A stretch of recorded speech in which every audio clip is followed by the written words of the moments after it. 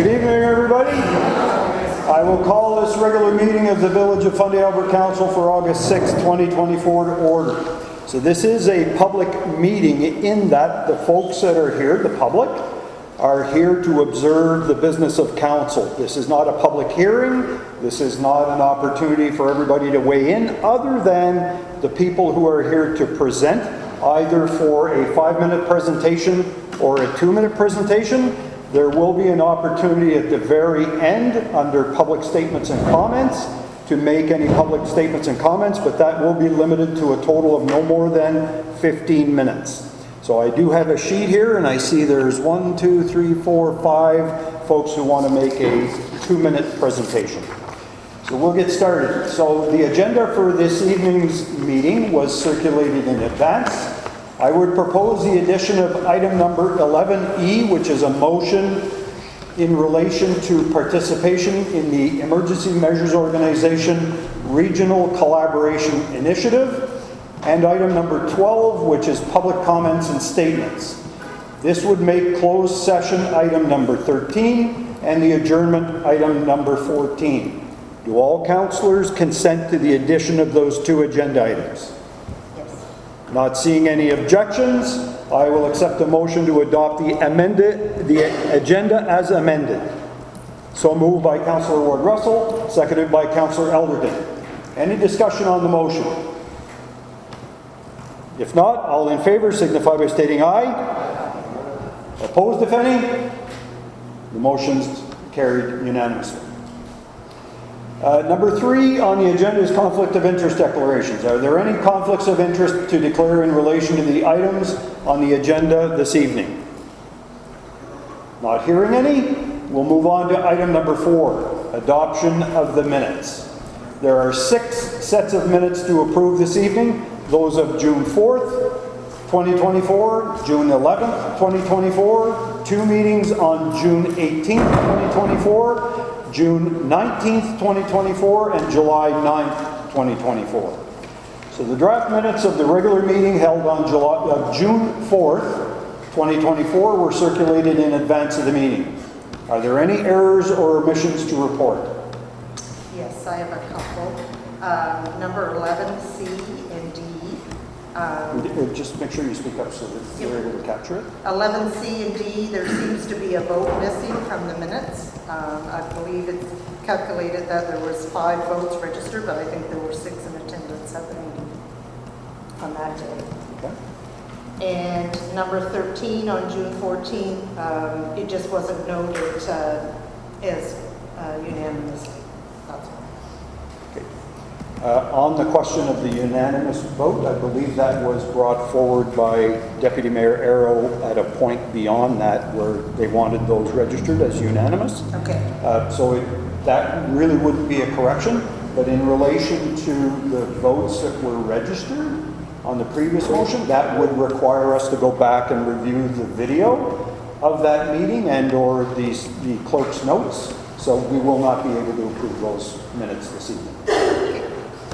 So we will then move on to the draft minutes of this. Yes, Deputy Mayor. Thank you. On item 10, which is the councillor and mayor statements and inquiries,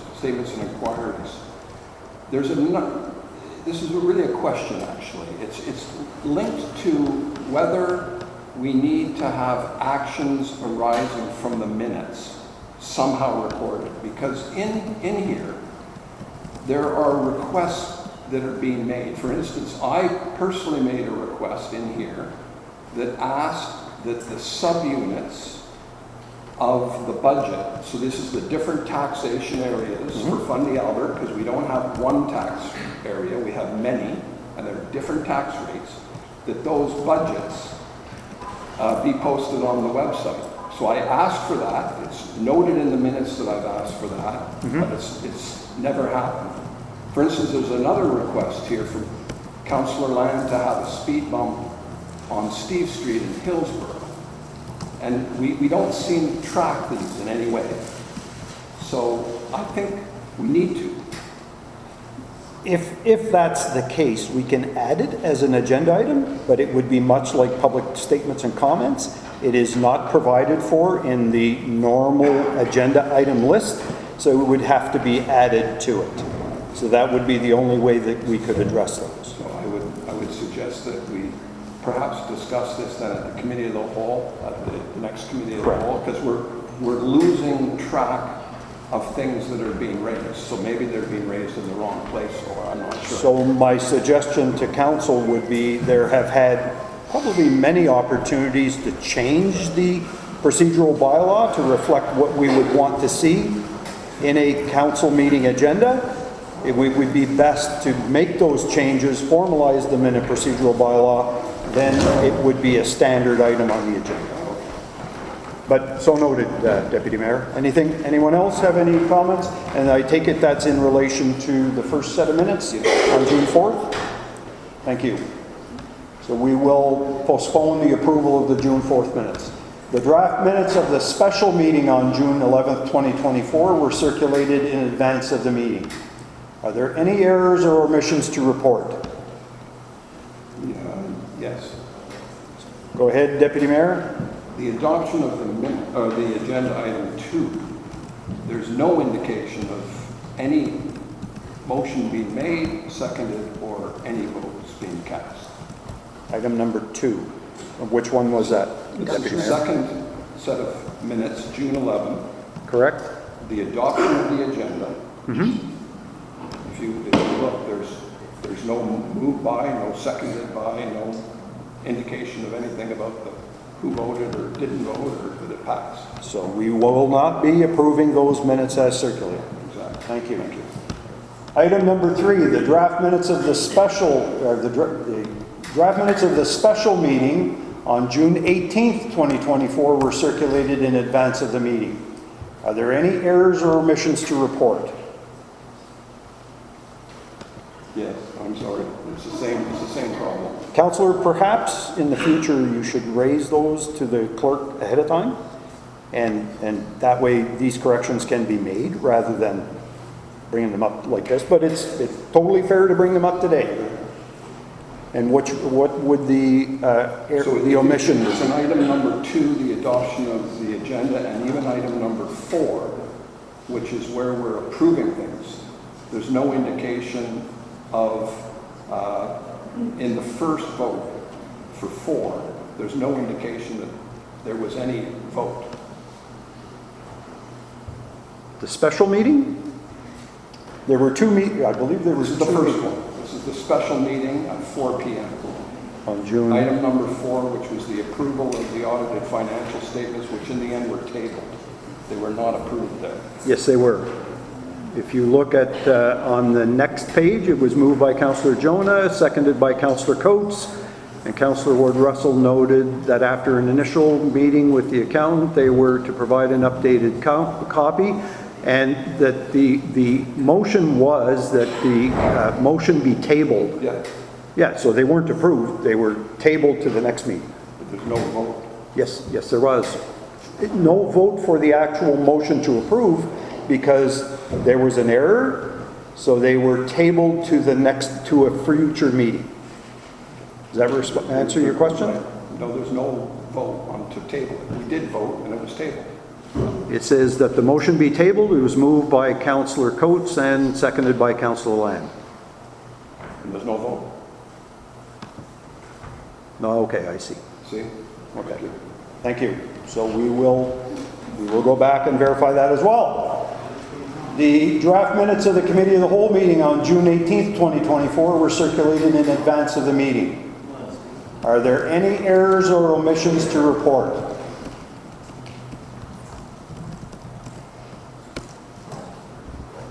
If not, I'll accept a motion to adopt the draft minutes of the Committee of the Whole meeting on June 18th.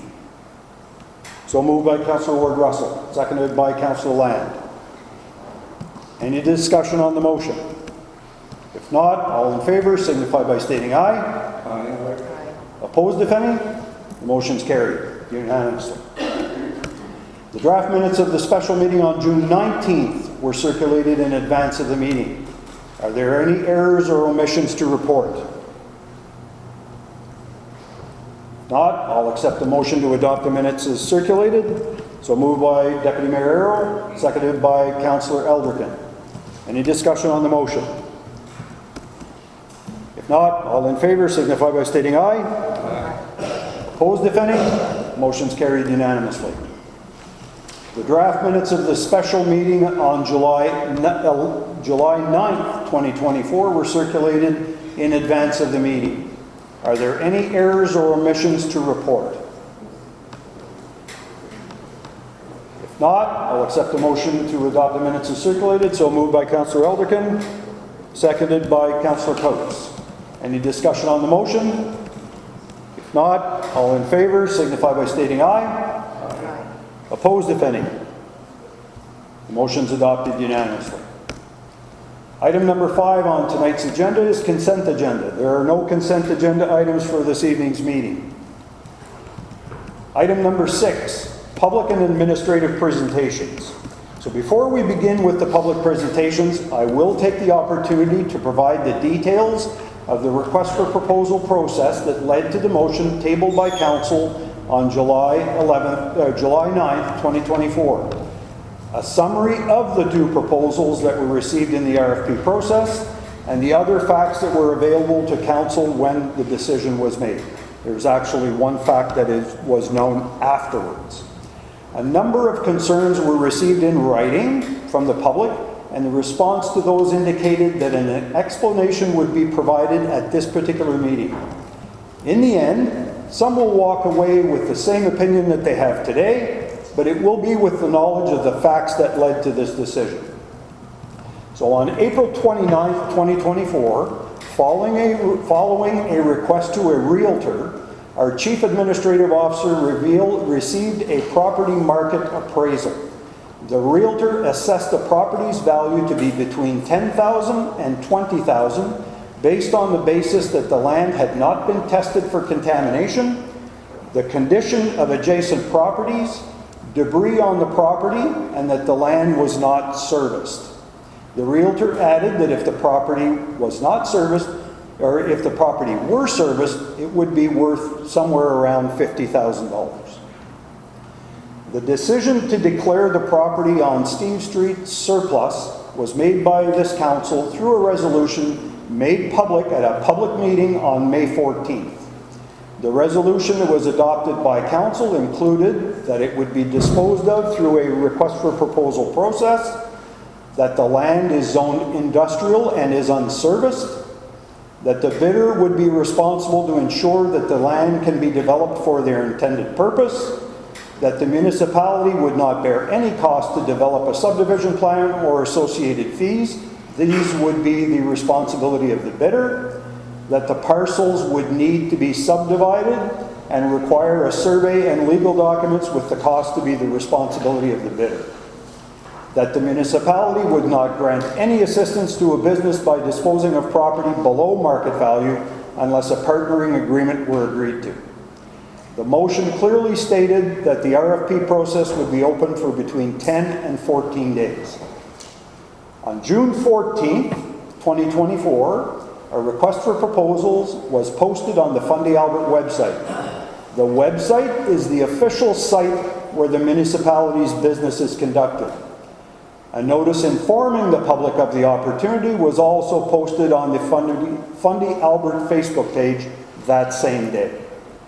Request for proposals for RFP 2024-001 included a description of the village of Fundy Albert, a strategy for surplus lands, a description of the surplus property, the condition for the disposition of the land, the requirement for preparation of submissions, the review schedule, how inquiries could be made, and the terms of condition.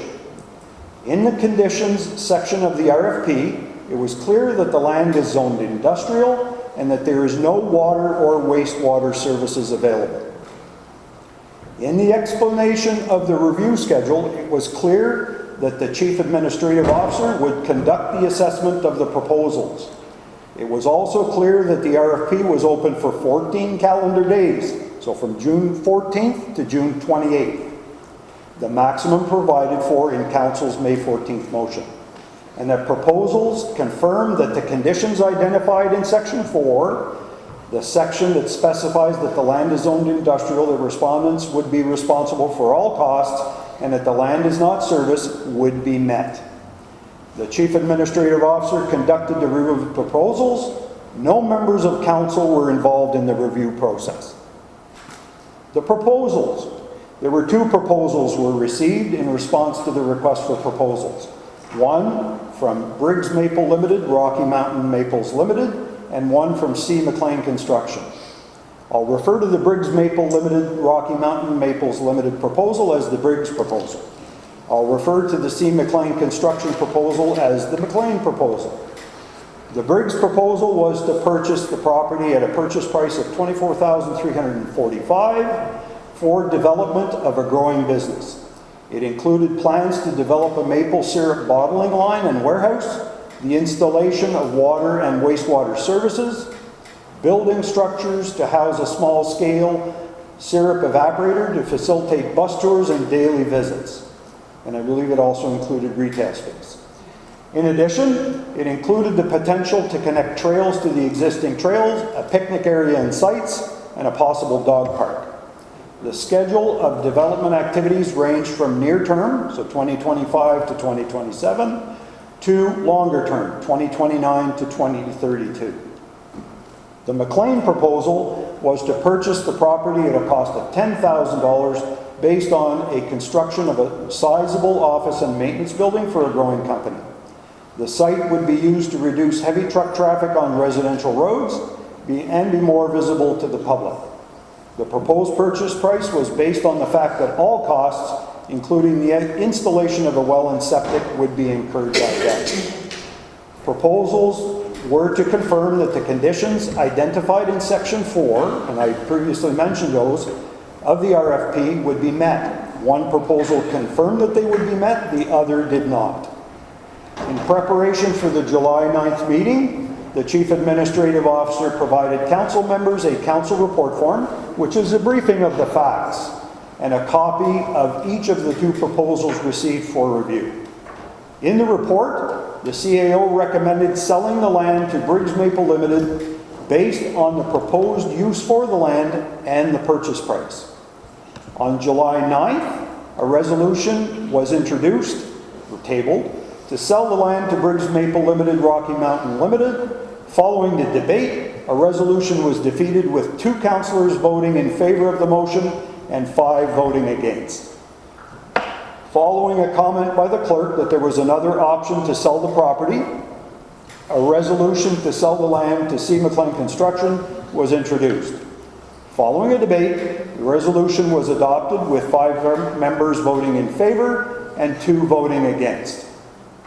The last piece of information is that which was really received after the vote. So on July 20th, Mr. Briggs was interviewed, as was I, by the Times transcript, and is quoted as saying that his plans for the property included connecting to the municipal water and sewer systems before building a warehouse and bottling line for his maple syrup bottling operations. Perhaps Mr. Briggs is here tonight to do a presentation, so perhaps he can address that as maybe being misquoted in the article. Connecting to the water and sewer system is not possible as that portion of C Street is not serviced. A purchase agreement was then signed by both parties as stipulated in the resolution that authorized the mayor and the clerk to sign the agreement. The agreement was signed on July 18th. These are the facts surrounding the street land matter. Are there any members of council who wish to speak On those facts. or something else? Like, do you wish to speak on, you can speak on the facts as I've presented them. I've stayed away from any opinions.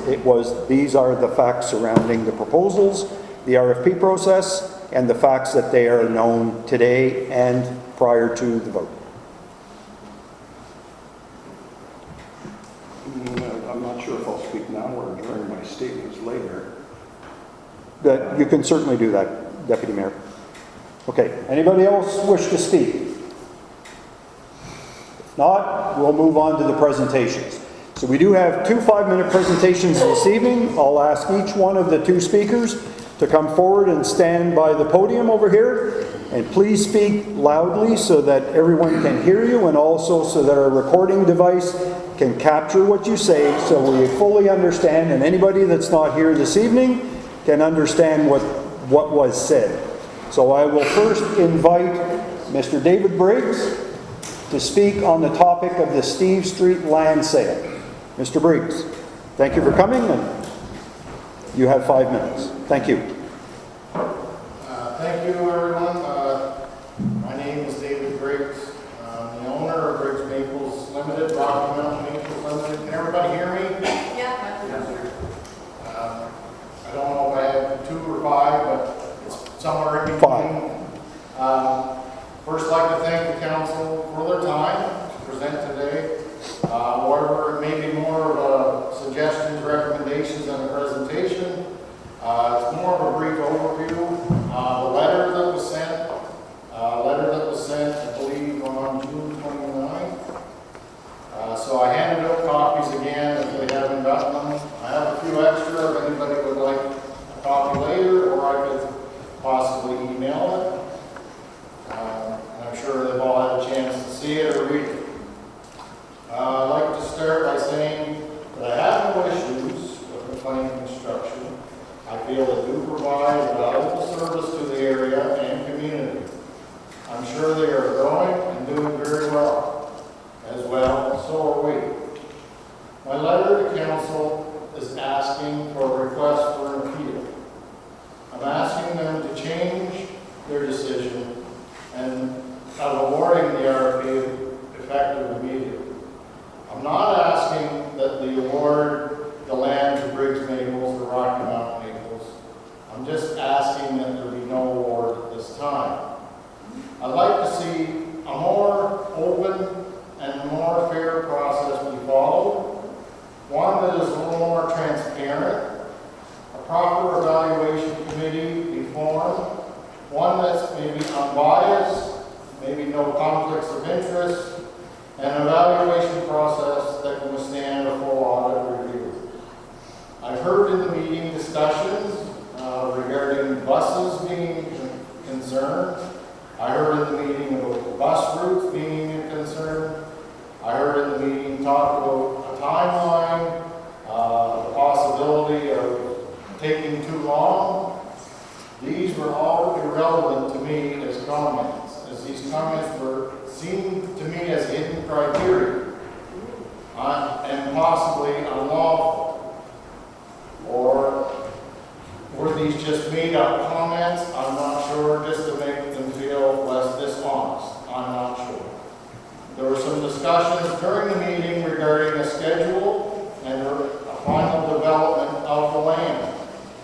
There was no mention in the RFP document of a timeline. This becomes hidden evaluation criteria, which in procurement law is very problematic. I'd like to see all criteria be clearly defined with no hidden criteria and no hidden agendas. I'm only aware of the RFP that was presented on the website. I don't know of anything else that was published or put out. I'd like to see a longer timeline for posting. I believe a minimum is 14 days. Get the information out to as many as possible for as long as possible. The land has been sitting vacant for years. What's another few months?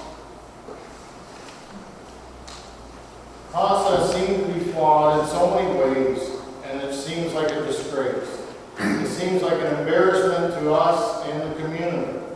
I would highly recommend the mayor and council maybe look at taking some courses on ethics or conflicts of interest. I highly suggest, or if or when the next sale of surplus land comes about, we try to think more of Hillsborough, better yet the whole community of Fundy, Albert, from Alma to Riverview, and not just about a close family member or a friend or former employer. It's all about our community at large. Thank you for your time.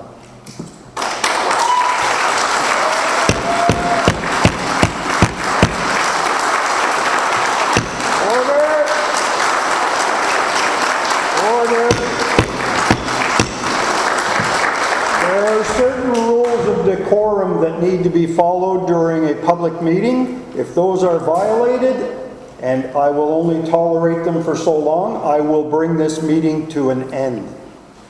So I ask, this is a public meeting, not a public hearing.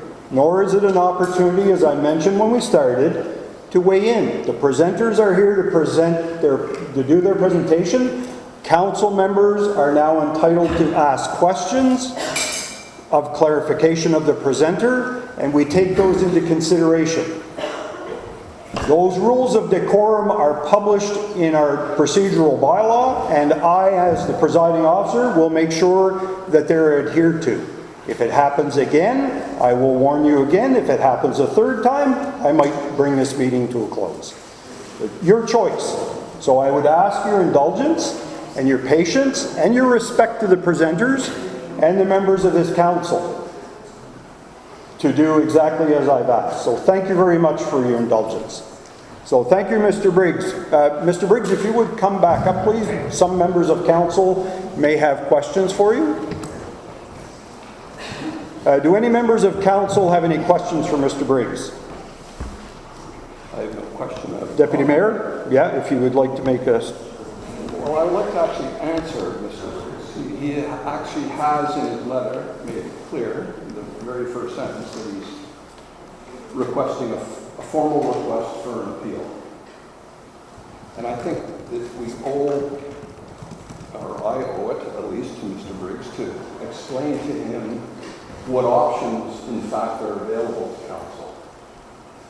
The action of an appeal actually doesn't exist in how local government works.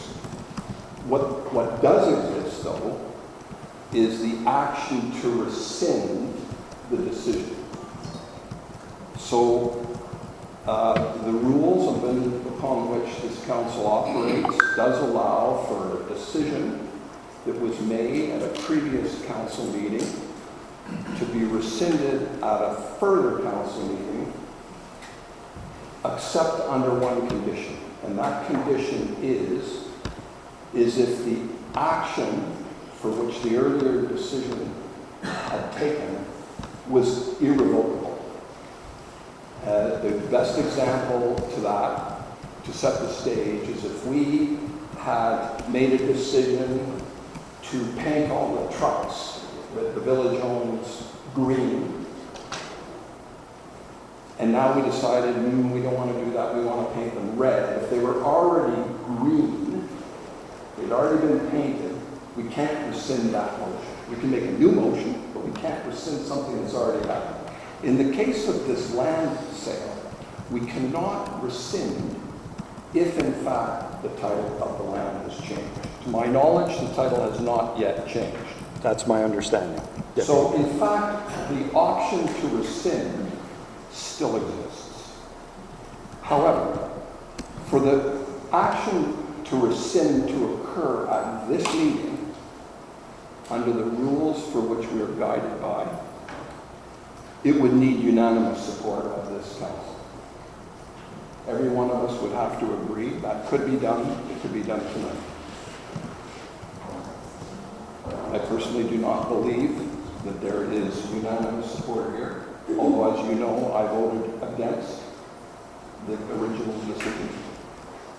So I would be prepared to rescind, but I do not believe that that is on the table. The only other option that would not require unanimous approval would be to have the motion to rescind occur at a later meeting, perhaps the next council meeting. And in which case, if that was to occur, someone would need to make that motion, and there would need to be a majority to vote in favor of rescinding. But recall that if the irrevocable action of the land transfer had already occurred, it could not be rescinded at the next meeting. It would be too late. So I would just like you to be aware that, in fact, the option is available to us tonight.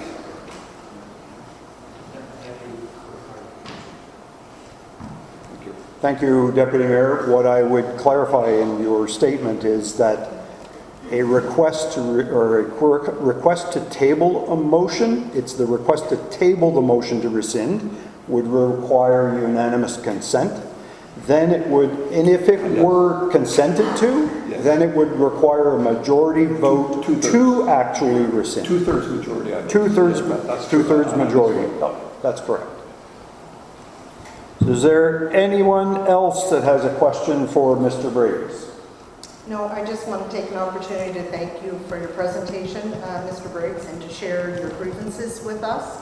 And I think your comments, for me, are well noted for future consideration as a council member. Thank you.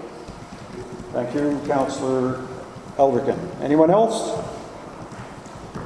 If not, thank you very much, Mr. Briggs. Thank you for your presentation. The second presentation, 5-minute presentation that we have this evening is by Mr. Alistair McFarlane on the topic of the Fundy Albert Rural Plan. So Mr. McFarlane, if you would come up to the podium, please. And as I mentioned, please speak loud so that we make sure that we register your presentation and also the importance of it, because I'm sure other people will be interested in hearing what you have to say. Thank you very much. Volume has never been a major problem. So, hello, my name is Alistair McFarlane. I'm sure many of you have seen me in recent days. I'm a resident of Hillsborough. I've lived here for a few years, and I've wanted to live here long before then. I think I share a sentiment with many people that once you've come through here, you never want to leave.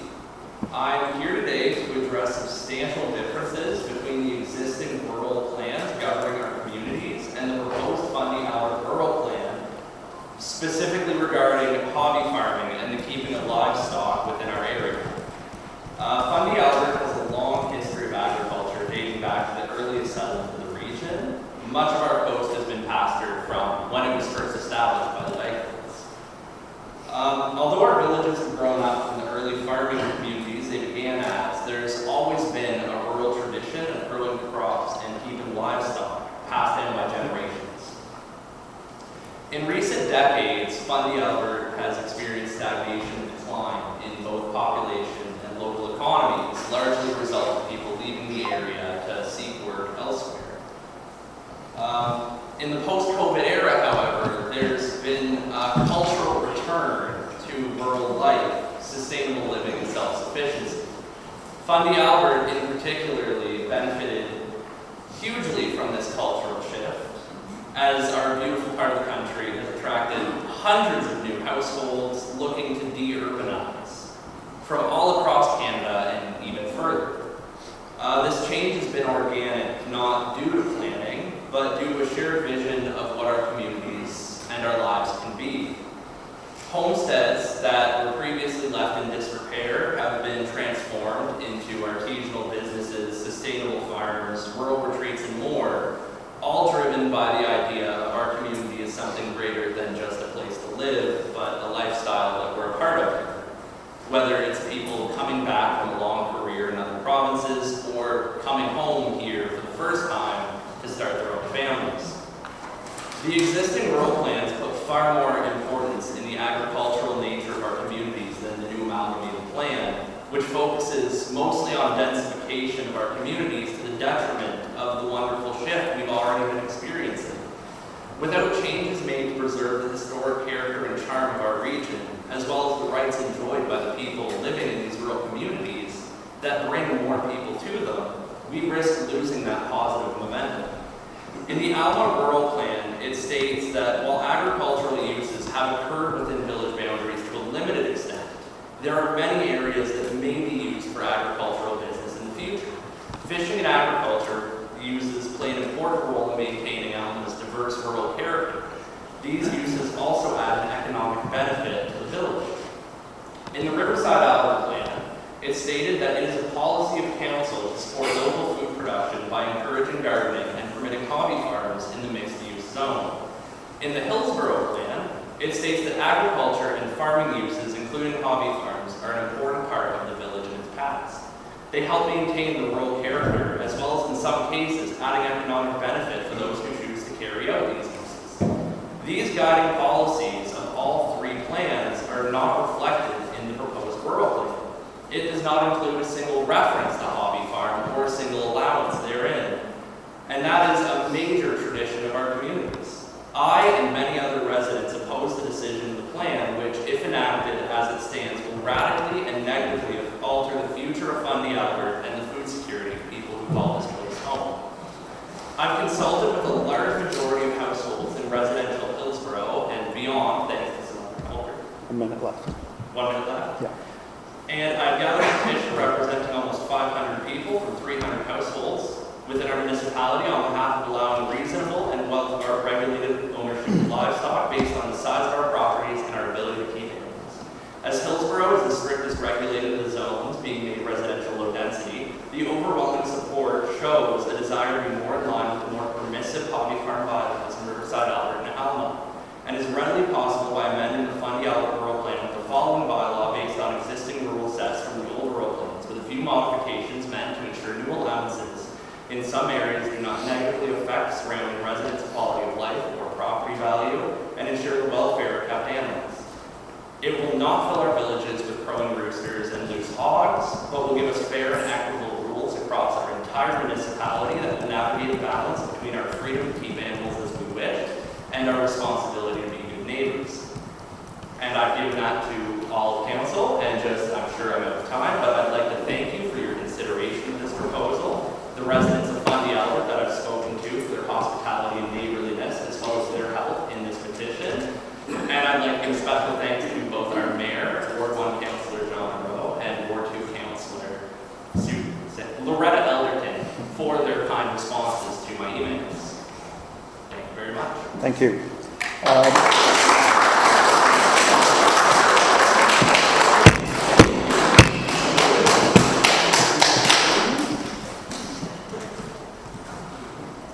I will be starting to ask people to leave if this continues. So,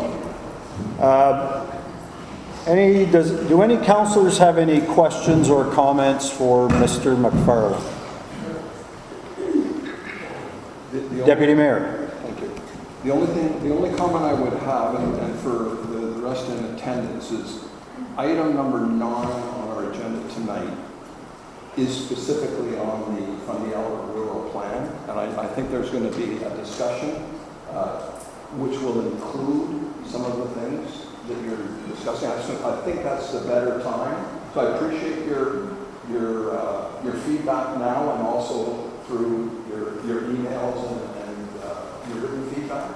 I think we will be speaking to that in part and other things during item number 9. And I think that's the more appropriate time to. So please hang around. Thank you very much. Thank you very much, Deputy Mayor. Anyone else? No, thank you again. Very well put together presentation, and appreciate your thoughts. As well, thank you very much. I can't say I disagree quite with the proposal. Fundy Albert has always been an area that people have animals and chickens. Although some people don't feel the need today, the pricing on groceries are going to go, we see what happens, and there may be a time down the road that these little parcels of land will need to have chickens on it to sustain the family. So thank you for your comments. Thank you, Council. And, sorry, Councillor? Thank you for your presentation, Alistair. I think you should stick around for Thank you. item number 9. Thank you. And what I would point out is that Mr. McFarland and I had quite a lengthy conversation on Sunday, and I think he has a better appreciation of where council is going with this. It's a living document. It's not something that can't be changed in the future, even once it's adopted. We heard from a number of residents about the plan, and I really have to say that I was particularly concerned by the amount of misinformation that is out there. I've heard things from folks in rural Fundy Albert saying, "You're not coming after my hobby farm." There is nothing. And we have the urban planner here with us today. There is nothing in the proposed plan that restricts agricultural use or hobby farming in any of the rural areas. Now, what there may be some tweaking of the various zones and what's permitted and what's not. But if you live in a zone deemed residential area right now, and I happen to live in a residential area, you are allowed agricultural today. Rural area, sorry, not residential area, sorry, rural area. The proposed rural plan speaks to other things, and I'll invite, after we've gone through the 2-minute presentations, I'll invite you to come up and speak and maybe clarify some of that. But what I would urge is that residents not get their information on Facebook. The plan is and was available on the Village of Fundy Albert website. I would urge you, instead of going to Facebook for your information, to read the plan. Mr. McFarland has done that. He's done his homework, and I applaud you for that, sir. And it was a very good presentation, and I thank you for that. And we are willing to listen. Thank you.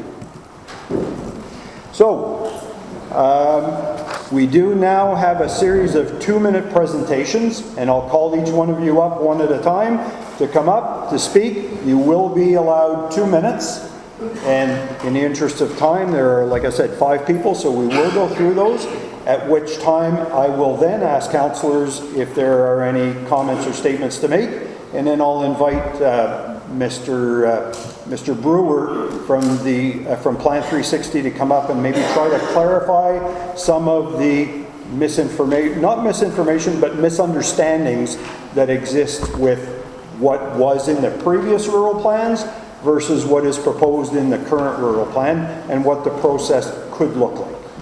So thank you very much. So the first presenter for 2 minutes would be Mr. Jeff Cook on the subject of Golf Club Road and the rural plan. So Mr. Cook, thank you. Catherine, Council, thank you. I now own White Rock Cabins on Golf Club Road. We're extremely busy. We're booked solid for July, August, starting to book into the September, October. Doing a lot of golf packages and getting a lot of questions. In the private golf course, and I have to drive out to Maine or drive around. So I'd like to try to get some sort of firm answer that I can give them on time people on around. Other than that, Mr. McFarland did an awesome job. My daughter has hens, so she wanted to make sure her concerns were heard on the hot trails. We, as Mr. McFarland said, we moved here for a reason. We're rural. We've been rural. We're now an amalgamated rural, which makes us 3,200 people. But we're still rural. People are coming here because of rural. We have the Albert County Exhibition. It's 111 years old this year, one of the oldest in New Brunswick. This celebrates rural. Why? Why are we changing? And that's one of the questions. So thank you. Maybe just stick around there, Mr. Well, yeah, we'll respond to some of your questions afterwards. So, and it'll be both on. I'll speak to the Golf Club Road matter right now. If you stick around during the meeting, during my update, I speak specifically about the Golf Club Road project and the update. So I'll address it at that time, but I'm not going to go into any detail right now. All right? All right, thank you. The next presenter for 2 minutes is Mr. Gary Hoadley on zoning changes. Mr. Hoadley, if you would come up to the podium, please.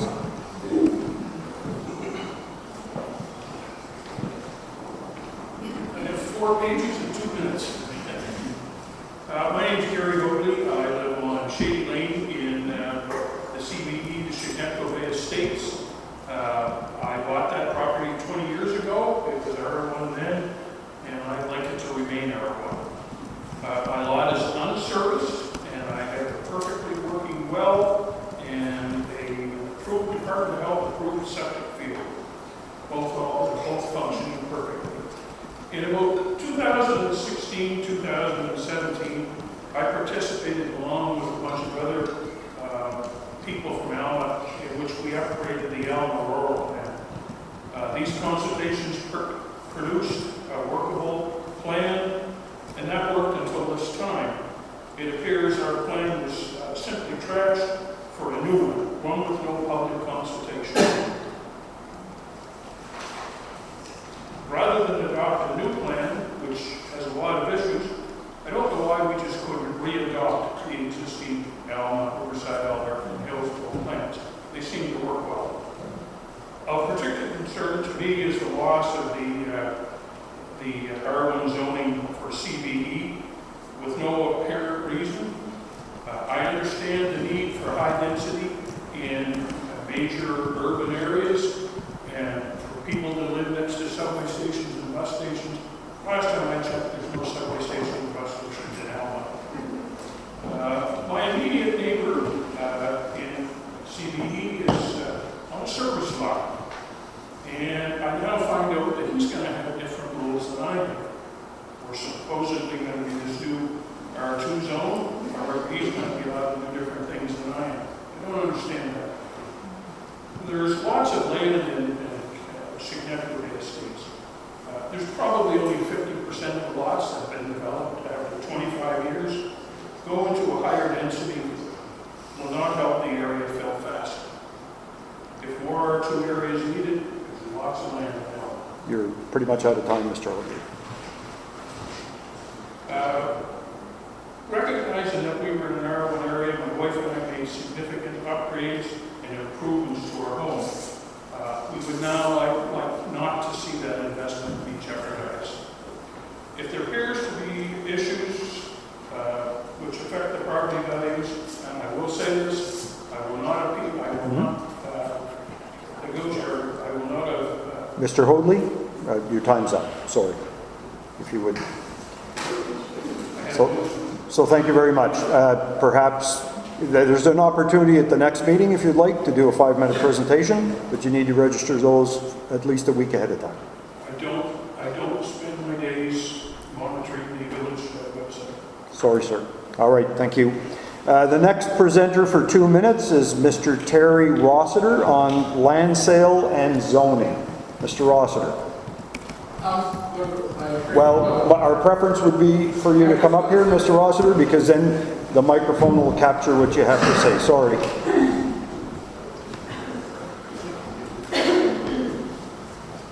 All I was going to say was I agree with what was said. It was all basically Mr. Briggs said everything that I would say and support him. I feel it was unfair decision. You was once told me that you voted against them because you didn't like the way it looked back at Nelson Waste or the Hillsborough Bridge. Well, should he lose out because you didn't like the way it looked? I don't think that's the right decision. You said you voted against them for the reasons. I'll respond to your question, but keep going. That's about it. Yeah. I don't think it was a fair call. There should have been more input, more research. There could be a conflict of interest. There was a lot of stuff. It wasn't done the proper way. It really wasn't. And most of the communities did that. And then when you hear that someone voted against them because they didn't like the looks of the premises, that's not a real good reason. You told me that Nelson Shire maybe would need it cleaned up, and the Hillsborough Bridge, whatever you guys call it, Fundy Albert, had a lot of stuff laying around, and it wasn't a place for retail. Yeah, I don't know, maybe it's that much of a mess that should be cleaned up. I don't know. That's about all I got to say. All right, thank you. Just on the issue of my reasons for, like, I wasn't going to get into that tonight. No, That was at the meeting the last time. I'm on record as saying I did not believe that it fit well with the industrial zoning. No, That's but you told me. right. You know you did, or unless you want to call me a liar. No. You told me you did not like the air of Nelson's Waste or the Bridge. You didn't think it was a place I will disagree with you there. I just said there is the potential for a conflict if you set up a retail location across from an industrial setting. No, you said you're opening a can of worms. We shouldn't do that. That is not the most. If you want to misquote me, sir, go right ahead. Well, All right, thank you very You're much. always right, are you? Is that what you're saying? Pardon me? You're always right? No, that's not what I said. Yeah. Like, that's pretty poor reasons to kick a guy in, because you don't agree with the way someone charges. Well, if it's our own Fundy Albert yard, maybe you should ask them to clean it up. So on the issue of, I've seen the suggestion of a conflict of interest being floated around a little bit. There are provisions under the Village of Fundy Albert Code of Conduct bylaw for councillors. There are provisions for that not to happen. If anyone here feels that that has happened, there's a mechanism for that to be addressed. Coming in here and floating the possibility of a conflict of interest is not the way to do it. Okay, But there is a process, and there is a new commission for. okay, I'll say it, then I feel there's a conflict of interest, if that's how you want. But no, that's not the way it has to happen, Mr. Rosser. As I said, go to the Village of Fundy Albert Code of Conduct and Ethics. Look at the process. It's very well spelled out. It has to be in writing, has to be signed, has to be specific. Then submit that to council. Council has to address it. Fair enough. So, But you still don't answer about your decision just because there's a couple. no, we're talking about Code of Conduct and Ethics here. So you wanted an answer? That's your answer. Coming in here and suggesting that there's a conflict of interest is not the way to handle that complaint. That's not. It might be publicly, but legally for the municipal council, there's a process. All right.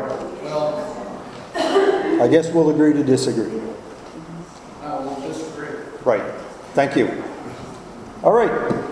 The next presenter is Mr. Steve Milburn on the issue of the land deal. Mr. Milburn, if you'd come up to the podium, please. Thank you.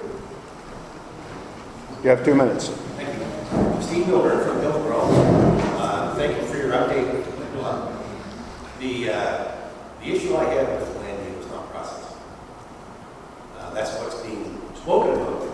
But the issue is not process. The issue is the decision. We have one bid that's 250% almost over the other. There needs to be compelling logic to override sensibility. Compelling logic. There's zero compelling logic. There's all kinds of little peripheral things, but there are no pieces, no pieces of compelling logic to favor one over the other. They're both great people, both great businesses. There's lots of room in Hillsborough for both.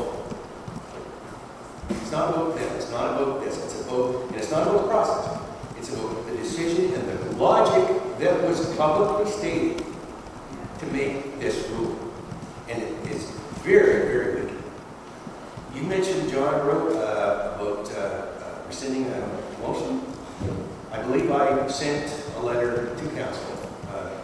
I may not have used the word rescind, I'm not sure. Linda, I believe you responded to it. I don't know if I said review, rescind, reconsider what the word. Rescind is the same thing. So I would urge you to do that. This is not a good look for our community. It's not about either party. It's about a process that's very straightforward. Two good people, and I think this is a chance to get this right. So I urge you to give this a second look and do the right thing. Thank you. Just a second, Mr. Milburn, or actually, no, you're not our last presenter, so thank you very much. The next person is Mr. Jason V. Horseman on zoning changes. Mr. Horseman?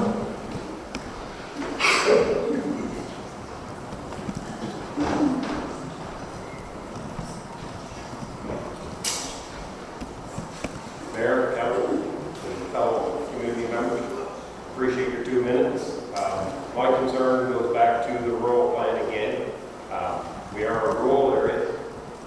The village and the municipality of Fundy Albert put out a lot of information, not terribly well, unfortunately, right now.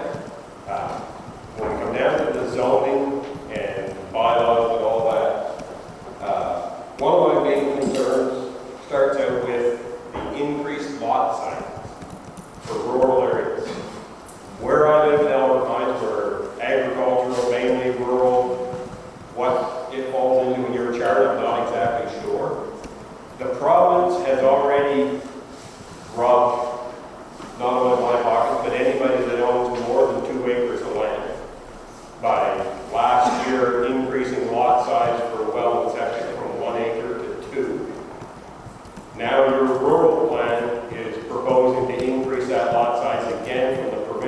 2 acres to what I can tell on your chart, I'll be required to have 4 acres and approximately 500 feet of road frontage. I hope within my lifetime, I've already have a property for one of my children. I hope on my land, if my neighbors don't decide to sell me theirs, for my other daughter to be able to build her home. I do not, I own 250 acres in Elmer Farm, and by your guidelines, I won't be able to provide my daughter with a place to build her home. You currently also have bylaw on the table, I don't believe it's passed yet, for an unsightly and unsafe premises. I'm 52 years old, I have a lot of projects across the road from my house. I plan on finishing them. Hope that works. Now, the other part, real briefly, I like to keep property, I keep my property mowed up well. I know Councilor Deland, he goes around Albert County with his tractor and hay mower mowing other people's fields so they don't grow up. I know we have another gentleman in the village that mows a ex-family member of mine's property in Hillsborough. If you start restricting agriculture, you restrict Jeff's ability to mow his brother's land. You expect my ability to mow land on Fairview, on Golf Club, on Main Street. You're causing your own problems. All right, thank you very much, sir. Please have a seat. I think at this point I would like to invite Mr. Kirk Brewer to maybe say a few things to maybe dispel any misunderstandings that might exist.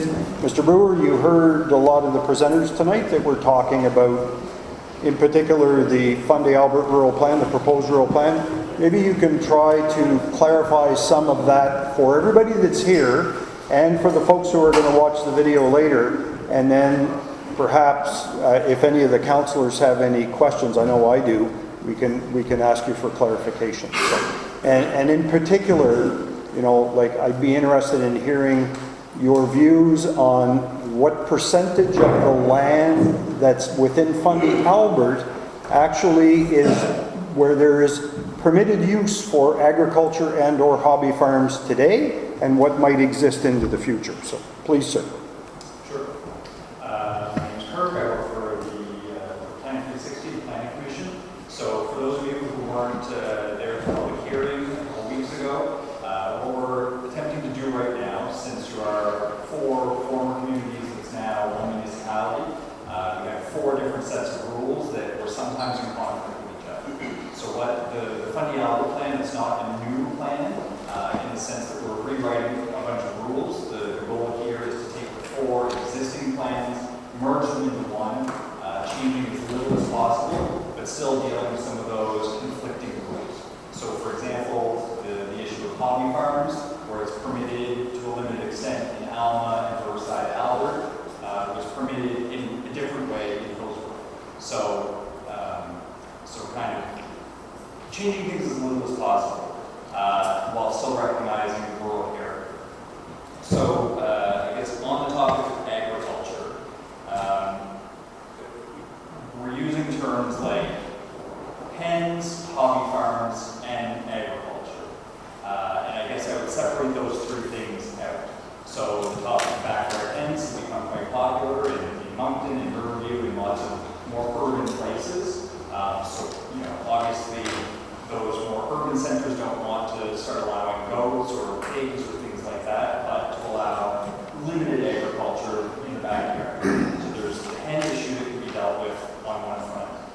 Hobby farms generally we see as more artisanal farming, maybe a couple goats, some smaller animals bigger than chickens that may happen in a denser area.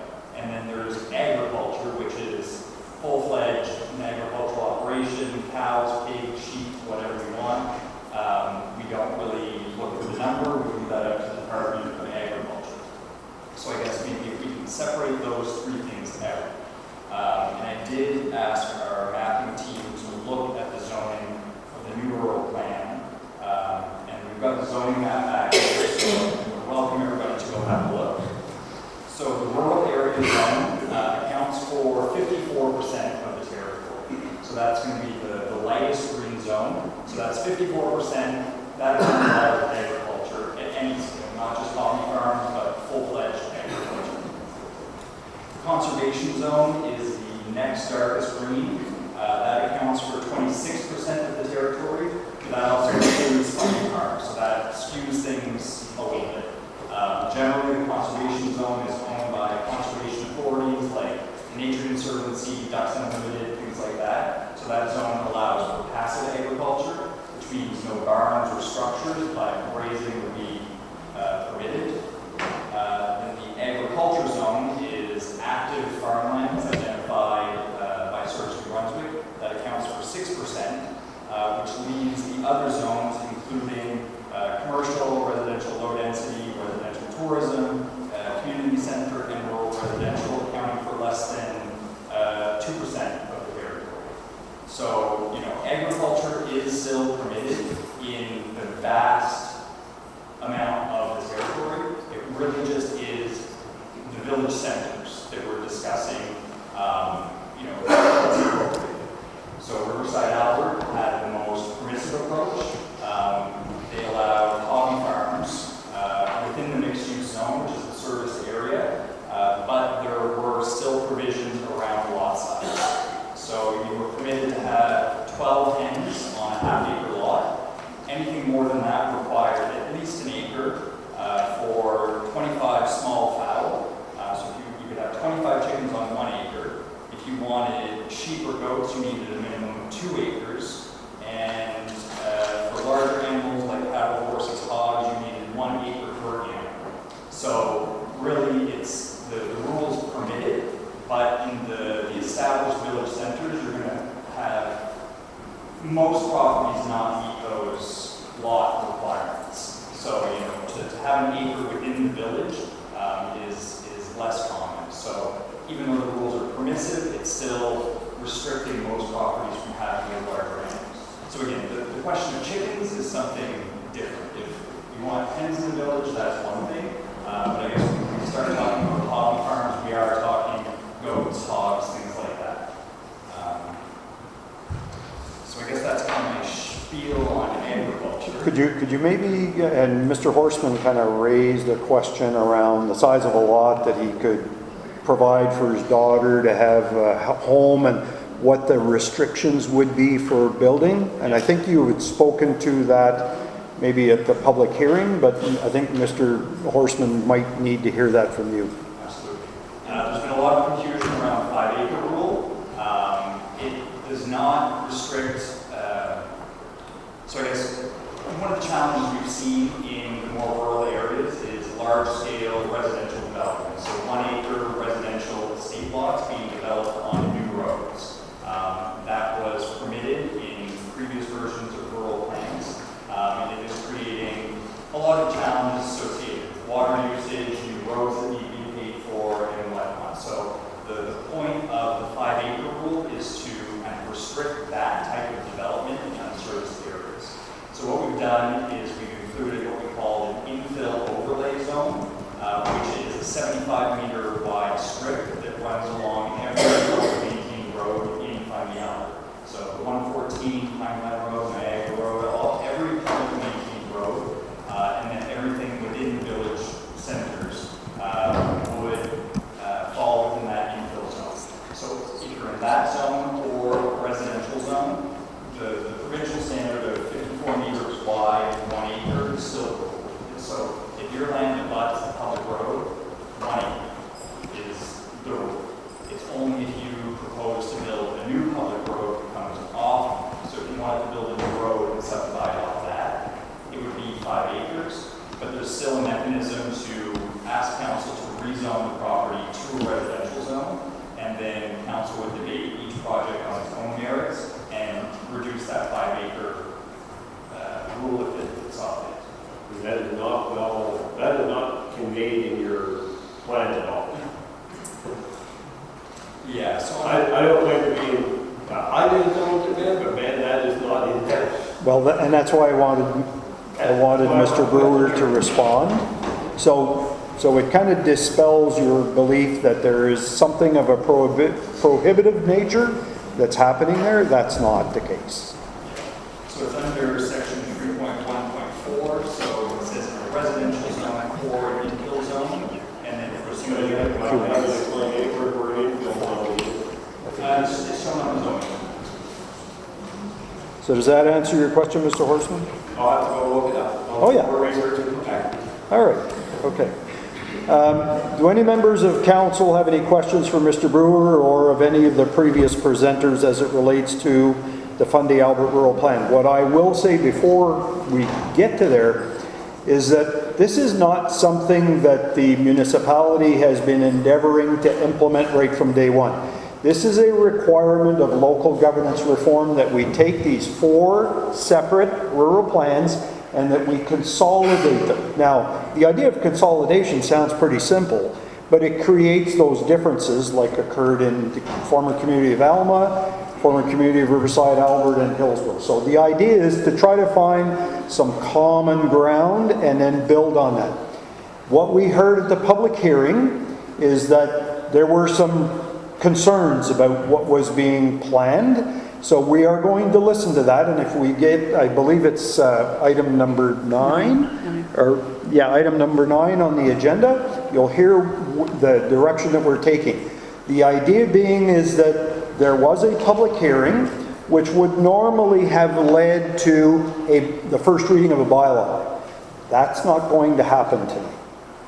So we are going to reopen that, I believe, if the motion succeeds. We're going to reopen that. We're going to have an opportunity to revisit it. Then it needs to go back to the Planning Review and Adjustment Committee for their approval, then back to another public hearing. So you've not heard the last of this. This is not being shoved down people's throats, much to maybe the general feeling amongst citizens that we've made up our mind and we're going ahead. That's certainly not the case. We're willing to listen. So I don't know, Kirk, if you can maybe speak to the process. If we don't read the first reading of bylaw tonight, which is likely not going to happen, what's the process going forward? Maybe you can just clarify that for the public.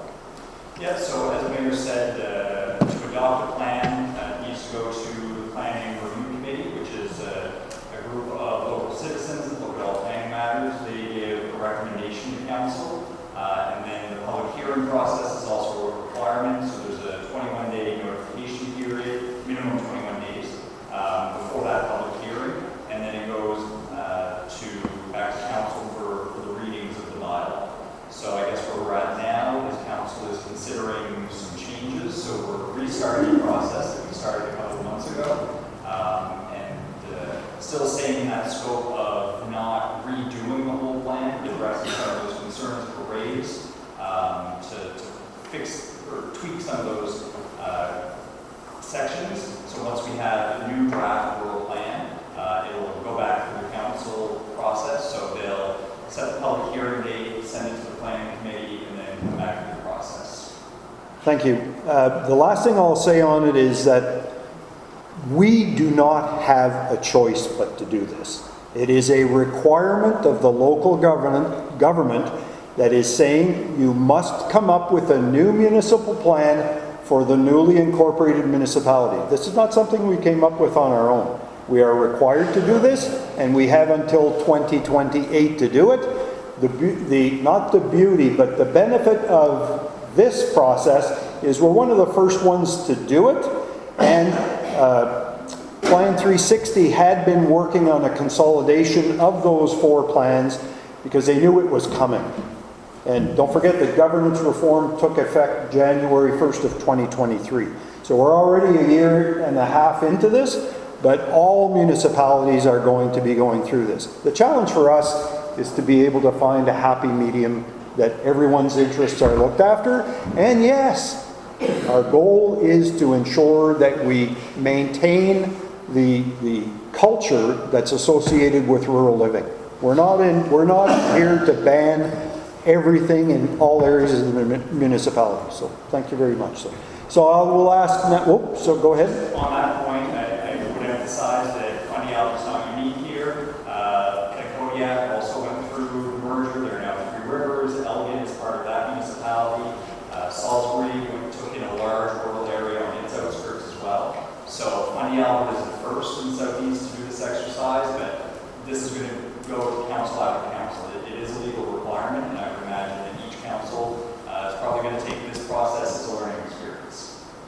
and the fact that Fundy Albert is probably one of the more complex ones because it's an amalgamation of 3 former incorporated municipalities and a lot of rural area, whereas Salisbury is the village of Salisbury, now the town of Salisbury, and they've incorporated some rural areas. So theirs is probably going to be much simpler. So anyway, I will go now to the councillors to see if anybody has any questions. Deputy Mayor, do you have any comments or questions? Just a comment that I would give, because there's far more people here tonight than were at the public hearing. And so in a way, this is a good thing that people are becoming engaged about the rural plan. So depending on how the vote goes on item 9, which I think we're going to see that the process goes back to call it the drawing board. It's not really the drawing board, it's just do the tweaks. What I would urge all the people in this room who care about this subject is once the new revised plan is available, you will be notified through our communication means that it's available to be reviewed. This is part of the legal process that would lead up to the next public hearing. There would be another one, and you would have 21 days at least to review the new corrected document, and the map that's at the back, that's also available through the website, is integral to understanding the plan. You cannot really understand the plan without the map. So you need to have the two things and study them.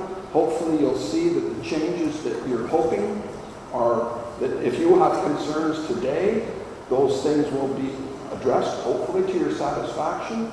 And if they're not, you will definitely want to put in formal comments through the public hearing process and the ability to write letters, and this will all be considered before this gets enacted.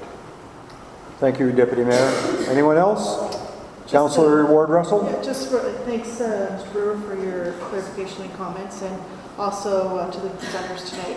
So just a side note is that agriculture is my day job, and you know, I'm 100% passionate for agriculture, so I look forward to the discussion coming up shortly, and you know, I understand agriculture and breathe it every day, so I look forward to that discussion. Thank you, Councillor. Any councillors from this side of the table? Yeah, just one for a couple of comments from everyone. For Mr. Brewer, we talked about this earlier a little bit today.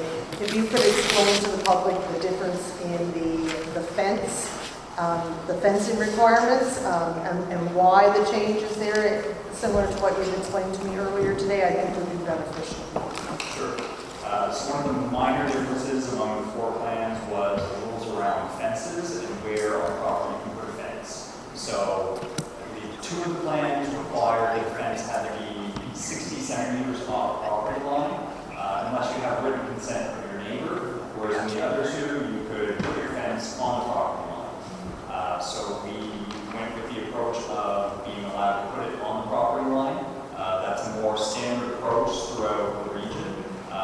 What we may run into requiring 60 centimeters is you end up with a 1.2 meter no man's land between the 2 fences, where nobody's quite sure who's responsible for mowing it, maintaining it, and it creates a bit of confusion there. So the more common approach throughout most planning documents is to allow it to, you know, to put a fence on the property line to delineate the property. Thank you. And just one other question, just I guess for, I think we as a council know, but the final date of completion that this must be completed by is? Would be January 1st, 2028. I believe. So 5 years after that nomination. Okay, thank you. Anyone else from this side of the table? All right. The only thing I would add, and on the issue of fences, because I saw something today, again, where people tend to get their facts from, Facebook, was a post by somebody saying you do not have to get a permit to put up a fence. And they had Googled, do I have to get a permit to put up a fence in New Brunswick? The answer that was posted was no, you do not need a permit to get a fence. So I re-Googled that same post, and what I found was that what was copied and pasted was from the city of St. John. Well, that might be the case in the city of St. John, but that is not what happens in all of New Brunswick. So you need to really do your homework when you're taking, when you're dealing with information that you get and treat it as factual. So I urge folks to do your own homework. Absolutely, ask questions. That's what it's all about. But don't just assume that because you read it on Facebook that it is hard fact. So, all right. So thank you very much, Mr. Brewer. Thank you. We will now move on to reports and recommendations from committees and private meetings. So I'll now call on Councillor Coates to provide a brief summary of an emergency measures meeting, committee meeting that occurred on July 18th. Councillor Coates. On July 18th, committee met at Riverside Alder. There was 4 committee meetings, members there. The committee's chair, I'm the chair, Deputy Mayor, John, committee, Mayor and CAO, and James Lindsay, I think he's still in that room, as the EMO volunteer coordinator. We adopted the agenda and 2 items listed. There's one alert system that the CAO could explain that if anybody wants to know. And John assigned the probate retrospective, which was a questionnaire sent out by the province. And the reason the meeting was on is we have the chance to join the Region 6 and 7 and doing a cooperation with the EMO plan template. The template is EMO plan with Mountain, Village, and municipality, which we do offer the plan as a template where they could adopt any sections of it that are not, remove sections that are not in code. That was passed by the committee to proceed with that. And they will, I will make a motion later on to adopt that recommendation of the committee. Anybody has any questions on the EMO measures committee? So that would be an opportunity for council to ask you any questions, Councillor, so it wouldn't be for the public, so thank you very much. Do any councillors have any questions of Councillor Arrow, or Councillor Coates in relation to the Regional Collaboration Initiative? Not, we'll move on to the next one. I'll now call on Councillor Ward Russell, Chair of the Personnel Committee, to provide a brief summary of the Personnel Committee meeting that occurred on July 17th. Thank you, Mayor. The Personnel Committee met on July 7th. Personnel Committee met on July 17th, 2024 at the Steeves Museum with the following committee members present. Chair Heather Russell, Co-Chair Councillor Elderkin, and Committee Member Mayor Rochelle. The meeting was called to order at 6 p.m. with the adoption of the agenda and a motion to move into a closed session to discuss a labor and employment matter in accordance with the section 68(1)J of the New Brunswick Local Governments Act. The meeting was adjourned at 7:40 p.m. Thank you very much. So that was a closed session item to deal with the labor and employment matter for the Personnel Committee. Any questions of Councillor Ward Russell? If not, I'll now call on Deputy Mayor Arrow to provide a brief summary on the Water and Wastewater Bylaw Consolidation Committee meetings. There's actually 2 of them, one on June 19th and one on July 24th. So Deputy Mayor? Thank you. So the Water and Wastewater Bylaw Consolidation Committee is attempting to do a similar thing to the rural plan, which is consolidating the existing water and wastewater or sewer bylaws that we have for the Riverside Albert system, the Alma system, and the Hillsborough system. One key element that's in this bylaw, all three of those bylaws, is in fact the billing, how the users of the water and wastewater systems are billed. The second meeting, this committee includes representation from our council and from the community, and the community members are representing all three municipalities that have a water and sewer system, so Riverside, Albert, Alma, and Hillsborough, and we have ratepayers from all of those systems. The second meeting of this committee was on June 19. I was actually attended this meeting remotely. Councillor Elderkin chaired that meeting, and the purpose of that meeting was to have a presentation on metering, so meter-based billing systems. None of our current systems are using a meter-based system, but we wanted to understand more about the pros and cons and costs of a meter-based system. And we had a very good presentation on that. And committee members have been provided with the presentation that was given to us by Englobe, who is one of our principal engineering partners. The next meeting occurred on July 24th in Alma, next door.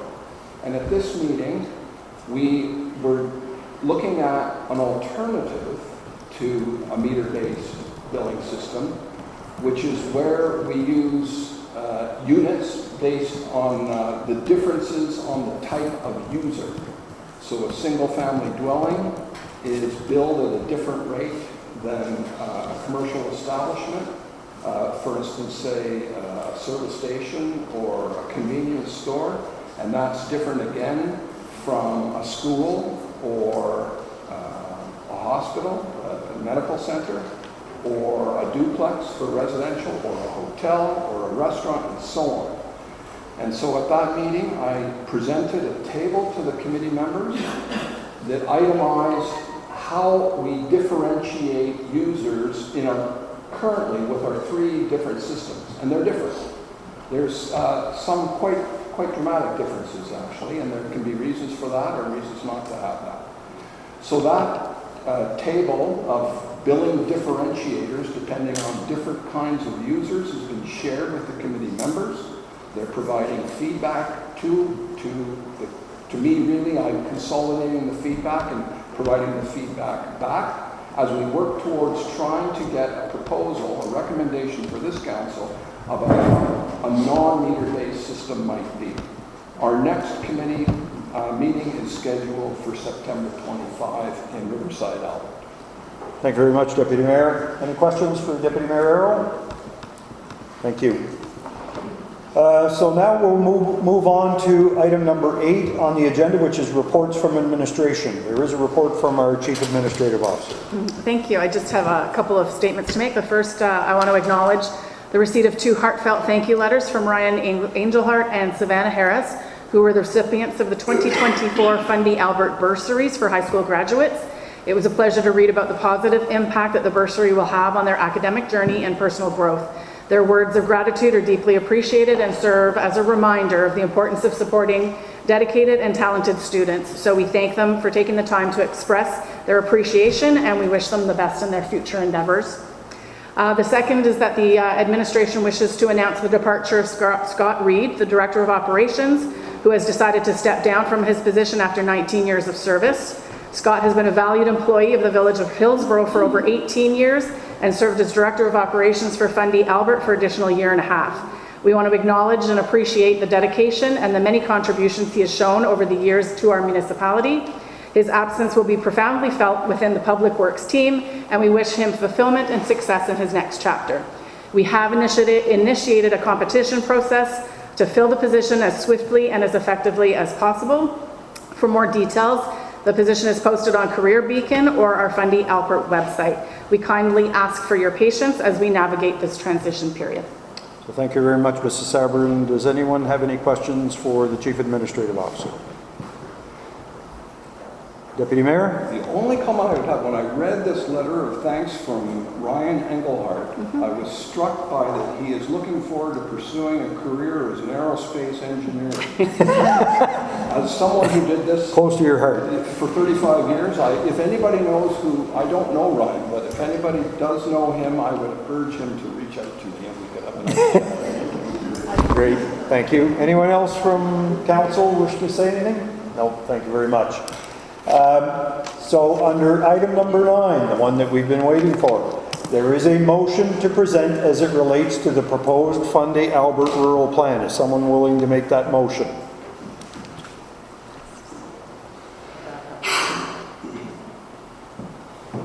Going once?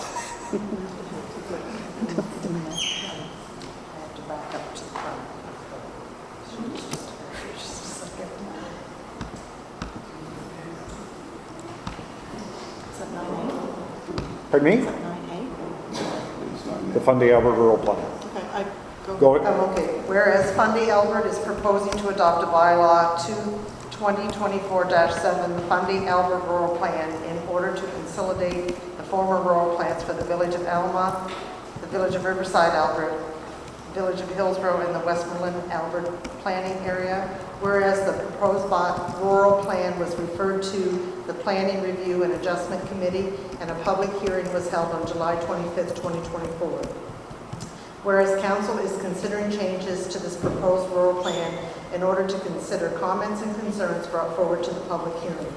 Be it resolved that a second public hearing to consider changes to the proposed bylaw be scheduled for Thursday, September 26, 2024 at 6:30 p.m. at the Hillsborough Kiwanis Community Center, and Rural Plan Bylaw 2024-07 be referred to the Southeast Planning Review and Adjustment Committee for its written reviews on the proposed changes. So moved by Councillor Elderkin. Is there a seconder on that motion? Seconded by Councillor Ward Russell. Any discussion on the motion? The discussion for me was the motion on the floor written as it is. I am not supportive of it. I feel the deadline of September 26th is too soon. And I wanted to also say thank you to the community for finding your voice. This has been a process, and you are part of that process in the community engagement in which you have spoken. Now it's time for us as a council to return and reevaluate, and you will be asked to participate again throughout this process. Thank you. And maybe perhaps I can refer to our Chief Administrative Officer who may have some options as far as dates are concerned, because the key is that it must go back to the Planning Review and Adjustment Committee before it comes back to a public hearing. The suggested date that was proposed was the day before the public hearing. So there are perhaps some other options available. So I do, and I'll note that the decision needs to be made by the PRAC no later than 30 days from when council resolution is made.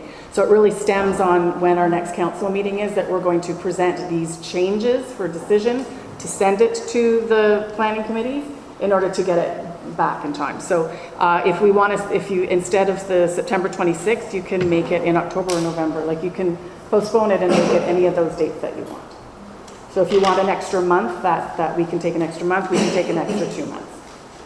So as soon as you decide what month you would like to do it in, assuming it's all going to be close around that date, pick whatever month it is, and then we can start doing the math and backtracking from there. So when it needs to go to council, what the public consultation 21 days will be, when it needs to get to the PRAC, all that would be determined. So is it our hope that we set a date tonight?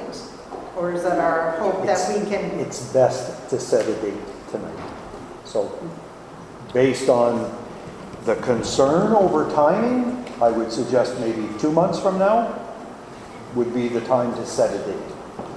That would give us almost 2.5 months to have some sort of discussion about what we would propose be in the plan. Right. So proposing January 2024. Is that too, or 2025, too far out? I think that gives ample opportunity for us to do our due diligence and to.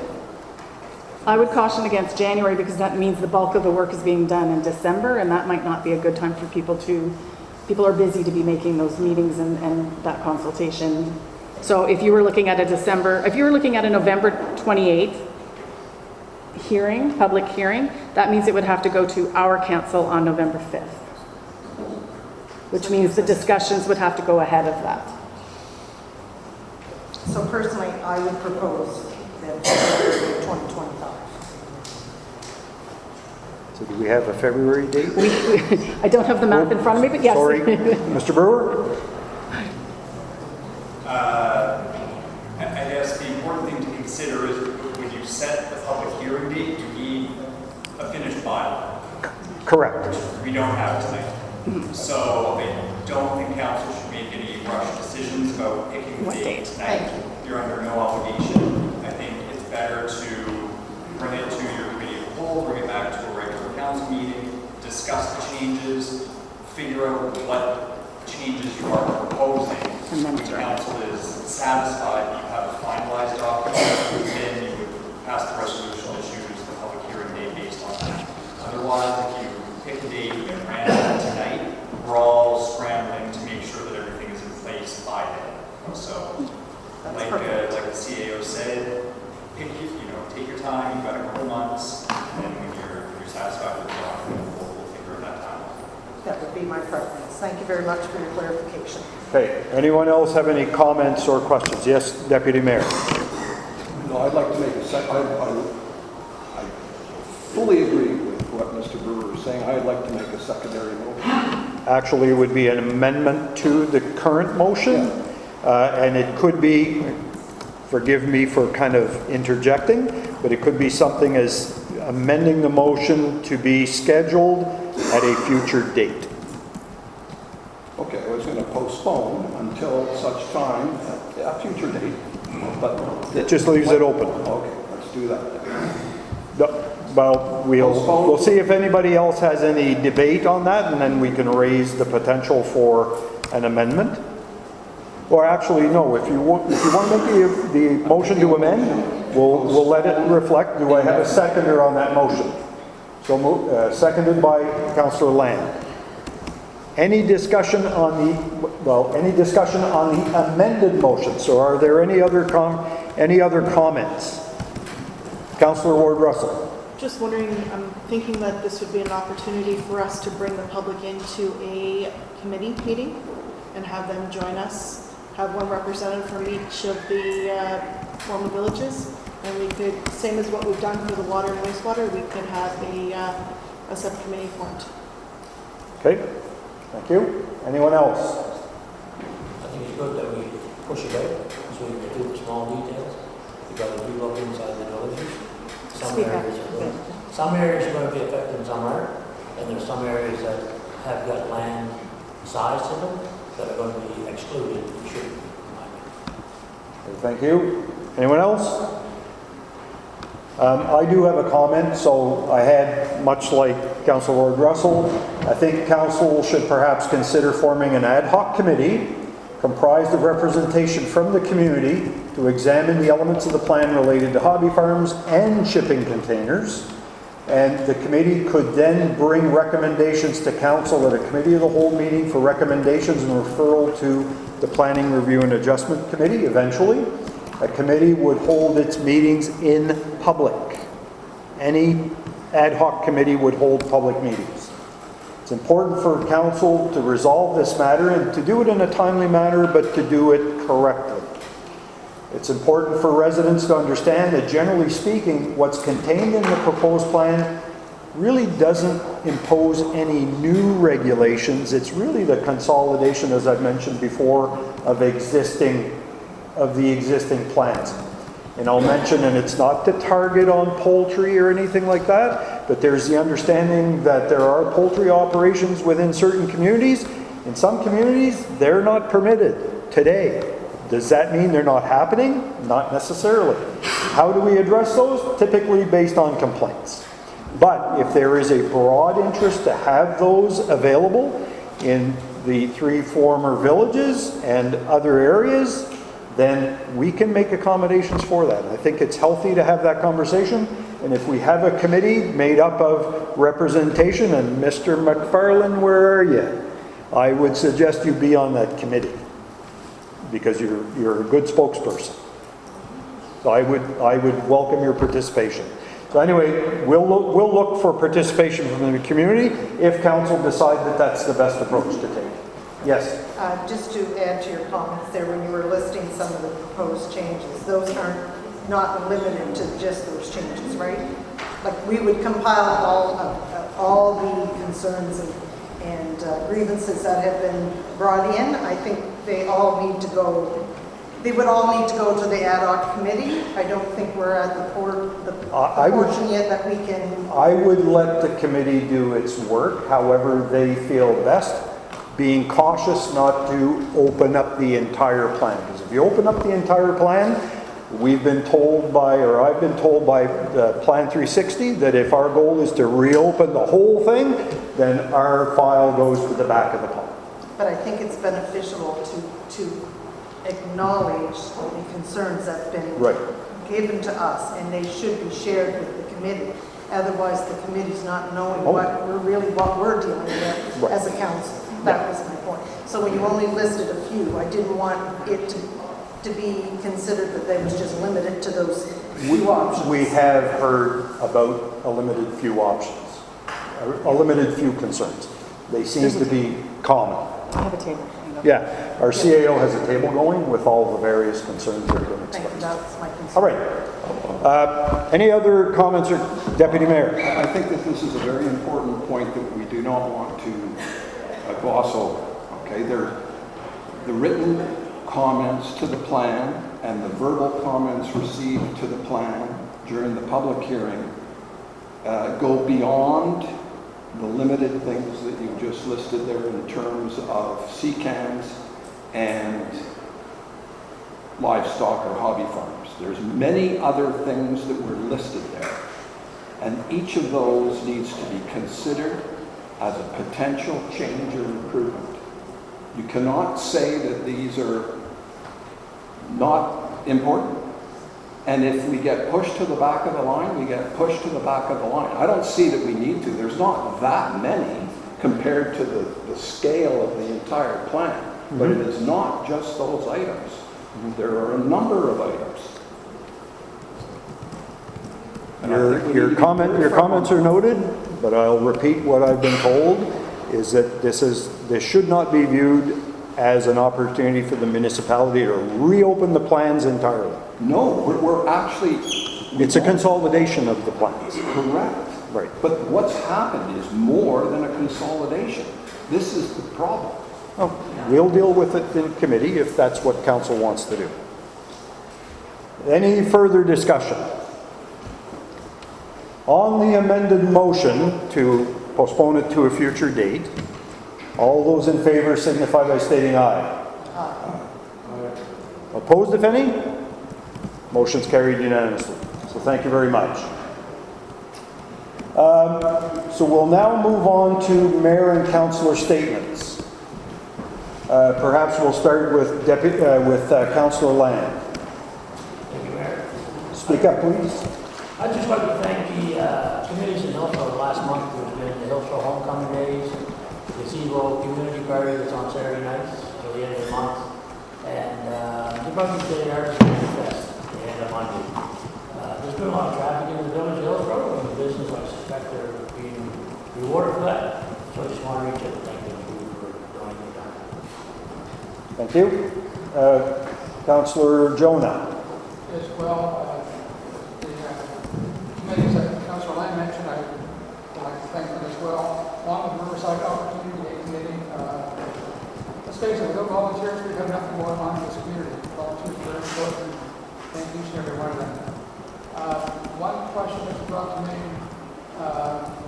etc., is for the last couple of days, the speed bumps on Academy Street. That's kind of come back out again. What's the plan there? Are there plans? When it's going to happen? People are just wondering what's happening. And yes, they are being looked at. They're going to be put in place for sure. They just have to get the proper screws for them right now. So it is on the list and it will be done. So within the next week? I would like to think yes. Next week? I can't speak for Public Works right now. I can ask them what their plan is, and I will ask them to put it as a priority. Perfect, thank you. Thank you. Councillor Elderton. Just a few things for me. Canada Day was a huge success in Fundy, Albert. I've made it to both events in both Alma and Hillsborough. Congratulations to the organizing and the committee members to the Hillsborough Homecoming Day and the Riverside Albert Community Day. It was very well organized events. To the Kiwanis for a great breakfast as always. I want to give a shout out to the Hillsborough Railway. The new paint job and the work they're doing there has become very visually acceptable, I guess. Maybe not the wrong word. Appealing, yes. It looks really good, and it's nice to see some additional traffic there. And the Hillsborough Library, they've been on the move this summer, and I've heard lots of great feedback of all the different places they seem to be touching out in the village.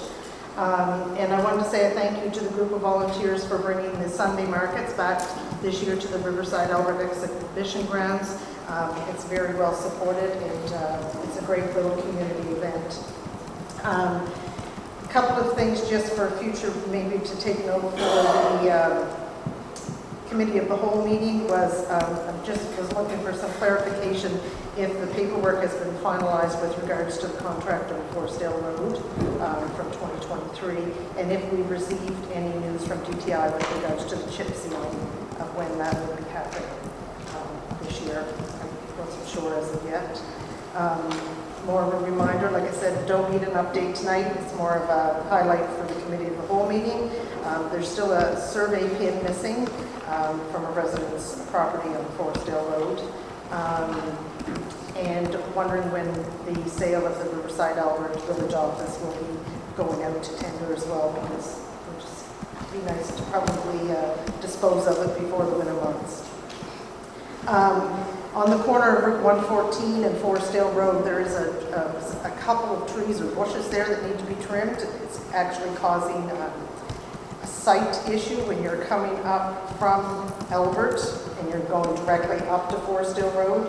When your car's coming around the corner, it's very hard to see. What I wasn't sure if it's up to do the trimming or if that falls with DTI. I wasn't sure on that.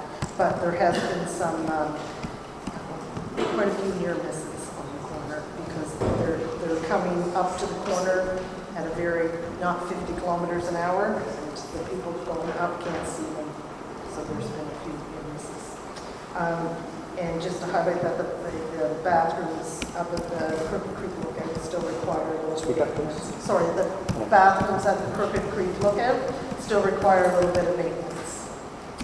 That's for it, and thank you for a couple of stop signs have been installed, and I understand the beaver dam has been removed and relocated, so that's good. Thank you. All right, thank you, Councillor Elderton. Councillor Coates.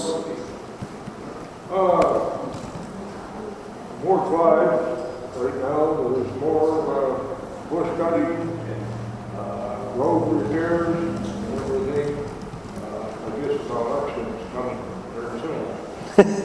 The only thing I would complain about is people calling, well, how come they're pushing my front area? What's area? I go look and hear the whole strip of miles have been mulched. But again, I think DTI should give us an update on what they're going to plan more.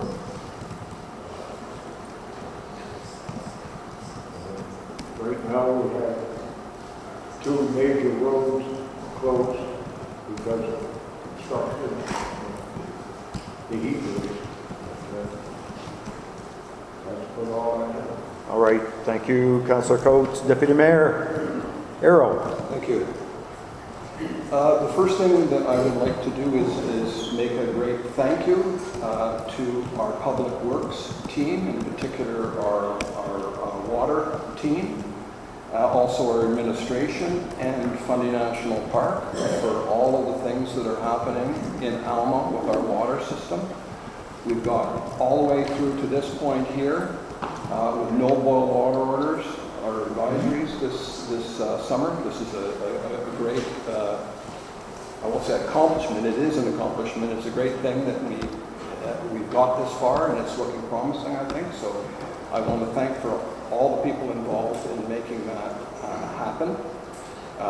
Certainly this community looks forward to an update of our very large water expansion project, the next, hopefully, committee of the whole meeting, to find out exactly where we're at. I know it's going. People have asked me, is it stalled? It's not stalled. It's very much happening. And the only other thing that I would like to raise is certainly I have received, as I think many of us have, but I, as the Ward 1 councillor and as the deputy mayor, have received many comments and concerns from our community about the land sale and really the land disposal issue. And as we've heard from some of the speakers tonight, is about the concerns mostly about the how and the why of these decisions, because in fact there were many decisions. It wasn't the final decision. There were quite a few decisions that were along the way to agree to dispose of the land. We had decisions about how to dispose of the land. We raised a number of them. We had decisions to dispose of it to some person, and that was defeated and went to another. So I think for us, as council, the message that I was receiving that was in a way most troubling, and one I think we need to be very mindful of moving forward, is that issue made many in our community wonder about future decisions and how those would be handled, and those decisions that might be closer to home to other individuals and more directly affecting them. And they saw how we made decisions, and frankly, they were concerned. And I think there's something there we need to take pause and wonder about. And the other thing that I was receiving comments about related to this was about what happened after the decision. So there were a number of comments, letters that were sent in, letters of concern. We've heard from some of the senders tonight, but there were other ones, quite a few. Some went to all of the council, some went to just certain members of council. But some of those letters were responded to in a more general way by the council with an indication that we were taking their comments seriously and asking them for patience as we worked towards some form of resolution, whatever that was to me.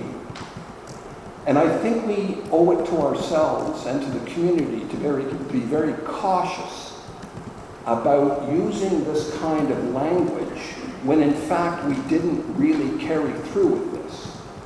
We didn't really work towards any form of resolution. We didn't need to ask for patience. We have not done anything to try and revisit that decision or adjust the decision in any way. So I think this is important for us for future, that we're mindful of how we project ourselves to the community. Thank you. Thank you, Deputy Mayor. Councillor Ward Russell. Thank you, Mayor. Just a few things to add and bring to Council's attention. I've received unsightly premises concerns from Ward 6. I've advised them to send their addresses concerns to our CAO, so you should be receiving those in the near future. We've also received the EIA on the proposed lagoon for Greensboro subdivision. There will need to be some follow-up with Fundy Albert and the province in the near future. Many details will need to be ironed out before the public meeting is formed. I will be following up with the CEO shortly with a request from the White Birch Playground. They're asking the municipality to take over the ownership and the upkeep of this playground. Finally, I would like to acknowledge with sending strengths to Mr. Levi Sutherland. He is a 15-year-old resident of Lower Carbondale who has recently started his rehab at the Staying Capacity Center after an end-of-school pool accident. There was a recent fundraiser held in Riverview which was well supported, and I wish him all the best. Thank you. So, from my perspective, I'll first give an update on the Golf Club Road Culvert Replacement Project. So the design work by the engineers on the Golf Club Road Culvert Replacement is complete. The design work has been submitted to the Department of Environment and Local Government and to DFO for environmental approvals. And the culvert replacement, the idea would be to replace it with a concrete culvert. It's approximately 8 feet. It's not exactly circular, but rather kind of an oblong shape. And it has a built-in fish ladder within the culvert. We got the estimate from the engineers, and so that we expect a tender will be published in mid-August. Now, as far as the timing of the repair is going to be sometime in the fall. Now, I recognize that that may not be quick enough for some residents, but keeping in mind that we need to do this right and that we're not paying 5 cents for the project. That is the goal of the entire project. Taxpayers, although the broader taxpayers will be paying for this, it will be through the Government of Canada Public Safety that is covering that project. In other words, we would have been on the hook for about $750,000 approximately. So I'm very optimistic that this project will be complete and that that road will be open. And I'm not using this term lightly, before the snow flies. That's my goal. And to have it opened as quickly and as economically feasible as possible. So that's the update on the Golf Club Road culvert situation. A week or so ago, there was a drilling crew there that was doing core sampling to determine whether the bottom was actually structurally sound enough to do the work that they plan to do. So that work is proceeding as planned. They had indicated that it would be mid-August. It's looking like the tender is going to be out by mid-August. And so, I'm kind of the point person on that project, and I will be dealing with the department, the Emergency Measures Organization group, just to make sure that we're in a position to actually, because we have to pay for the repairs and then get refunded through the disaster relief funding program. So that's what's happening. On Route 114 at Grey Brook, that's same brook, different location. On July 10th, the CAO and I met with the deputy minister and assistant deputy minister of the Department of Transportation in Fredericton. Minister Sherry Wilson, who will be representing the riding of Albert in the upcoming provincial election, also participated virtually. While there, we highlighted the importance of this project on Route 114 at Grey Brook to Fundy Albert residents in terms of potential impacts to public safety, to economic development, and to tourism. There are also a number of other issues like education and so on that are related to that, but those were the main ones. We highlighted our concerns with the continuing delays related to this project, especially when you consider that property acquisitions at that location first began in 2018. The idea of the project began well before that. We were informed that there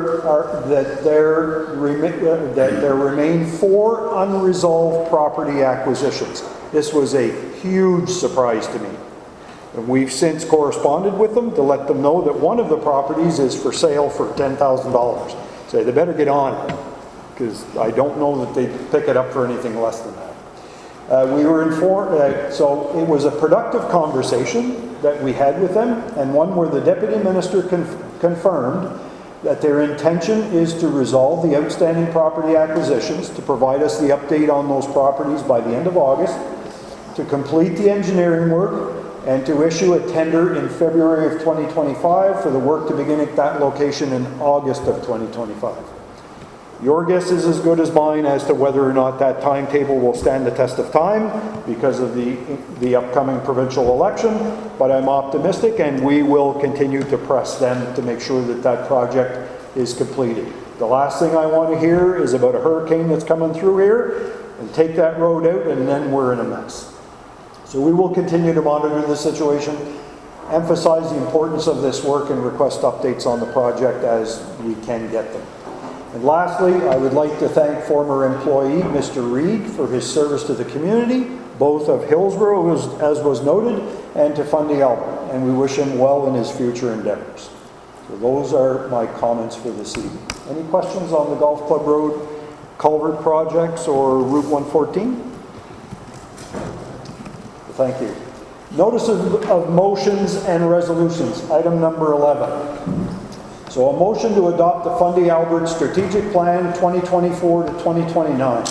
So would somebody be willing to move that, to advance that motion, please? Whereas Fundy Albert has undertaken a comprehensive strategic planning process to guide its future growth and development, whereas the strategic plan has been developed with input from community members, stakeholders, and experts to ensure it reflects the needs and aspirations of Fundy Albert. Whereas the strategic plan outlines key priorities, goals, and actions to be undertaken from 2024 to 2029 to achieve sustainable and inclusive growth. Be it resolved, the Council of Fundy Albert hereby adopts the strategic plan as presented. Council directs the Fundy Albert administration to implement the strategic plan and report on its progress annually. Council commits to reviewing and updating the strategic plan as necessary to ensure it remains relevant and effective in achieving Fundy Albert's visions and goals. Thank you, Councillor. So moved by Councillor Elderkin, seconded by Councillor Coates. Any discussion on the motion? I would just... Deputy Mayor, go ahead. Just to confirm that is the strategic plan that was consulted with the community, is it available currently for viewing on our website, or it was only after this motion that it'll be there? It'll be posted after the motion. Okay. So and I will vote in favor of the strategic plan, and so then the community will know that if they can go and look at this document that they helped create. Sure. Okay. Thank you. Anyone else? The last thing I'll say is if it's approved by council, information sessions will be scheduled in each one of the 6 wards to update residents of the community in terms of what's contained in the plan. That was a commitment that was made initially, and we will hold true to that. And I suspect we'll get some input on other matters as well. So, thank you very much. So we have it moved and seconded. Any further discussion on the motion? If not, all in favor of the motion to adopt the Fundy Albert Strategic Plan signify by stating aye. Aye. Opposed, if any? Motion's carried unanimously. Item number 11B, a resolution authorizing the issuance of a special permit for a food truck under the Alma Bylaw number 8, respecting peddlers for fleet launch activities 2024. So would somebody be willing to read that motion, please? Go ahead, Councillor, Deputy Mayor Earl. Whereas Alma Bylaw number 8 has established a peddler's bylaw to regulate the operation of mobile vendors within its jurisdiction, and whereas the Alma Collective has submitted an application for a special permit to operate a food truck at 8 School Street in Alma under the provisions of the peddler's bylaw, and whereas the operation of the food truck is a one-time event to contribute positively to tourism, a Fundy Albert strategic pillar, be it resolved that the Council of Fundy Albert 1. Authorizes the issuance of a special permit to the Alma Collective for the operation of a food truck at 8 School Street under the peddler's bylaw, and 2. Permits the special permit subject to the following conditions: compliance with all applicable health and safety regulations, adherence to the operating hours and location restrictions as specified in the permit, maintenance of the food truck and surrounding area in a clean and orderly condition, and any other conditions deemed necessary by the CAO, Chief Administrative Officer, or relevant departments. And lastly, directs the CAO to monitor the operation of the food truck to ensure compliance with the terms of the special permit and the peddler's bylaw. So moved by Deputy Mayor Arrow. Is there a seconder on that motion? Seconded by Councillor Ward Russell. Any discussion on the motion? I just have one question. Yes, Councillor? Has the current food facilities that were within the Village of Alma been consulted with regards to this? Like, is the purpose to bring a food truck in when there's already additionally 10 places approximately to eat at within a 1 kilometer? So I guess if I was a business owner in Alma, I would be concerned that there isn't enough places for people to eat within the 1 day of the fleet launch. So traditionally for the fleet launch, they have a kitchen party where they do either a chowder or a boil or something that they serve as part of that kitchen party. And the kitchen here isn't really adequate for doing that. They've had difficulties in the past as well when you're trying to create a bar there as well as the food service, and it's not a food grade kitchen. So those reasons is why they've asked for this permit. They could do that in the food truck. It's a certified serving truck that meets the standards, and then it alleviates some of that pressure that they were getting in that kitchen trying to do the event. Okay, so it's not taken away from, it's the same process you're doing. Like are you preparing the food, or is the food truck preparing the food? And it's the volunteers that prepare the food, so it'll be done in the food truck as opposed to in the kitchen. Okay. So this has been years and years, like this has been happening. Thank you. Thank you. Councillor Lamb. So that we know what food sold in a truck other than what they're preparing just for that event. Correct. So they're not going to really tie into and hurt the business in which they're. As far as I've been made aware, yes. And we can stipulate that in the agreement that we put in place with them. Anyone else have any questions? I do. Deputy Mayor? Yeah, thank you. And the reason to explain to those who might be interested, the reason that we're using this bylaw, which is they're not really a peddler. Right now, the food truck that is in this community has no permit, no authorization. They're not required to on private land.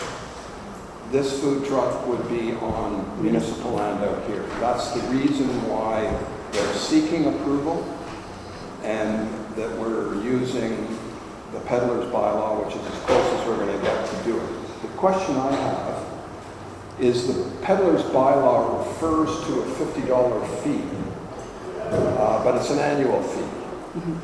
And your memo to council referred to $10 fee and maybe $10 for, is that you're just going to make some adjustment? My research has shown that other municipalities charge $10 for a daily rate and then additional $10 if they require hookup to the electricity. So my thoughts were to do the same for this and not do a $50 a year permit because this is just a one-time event.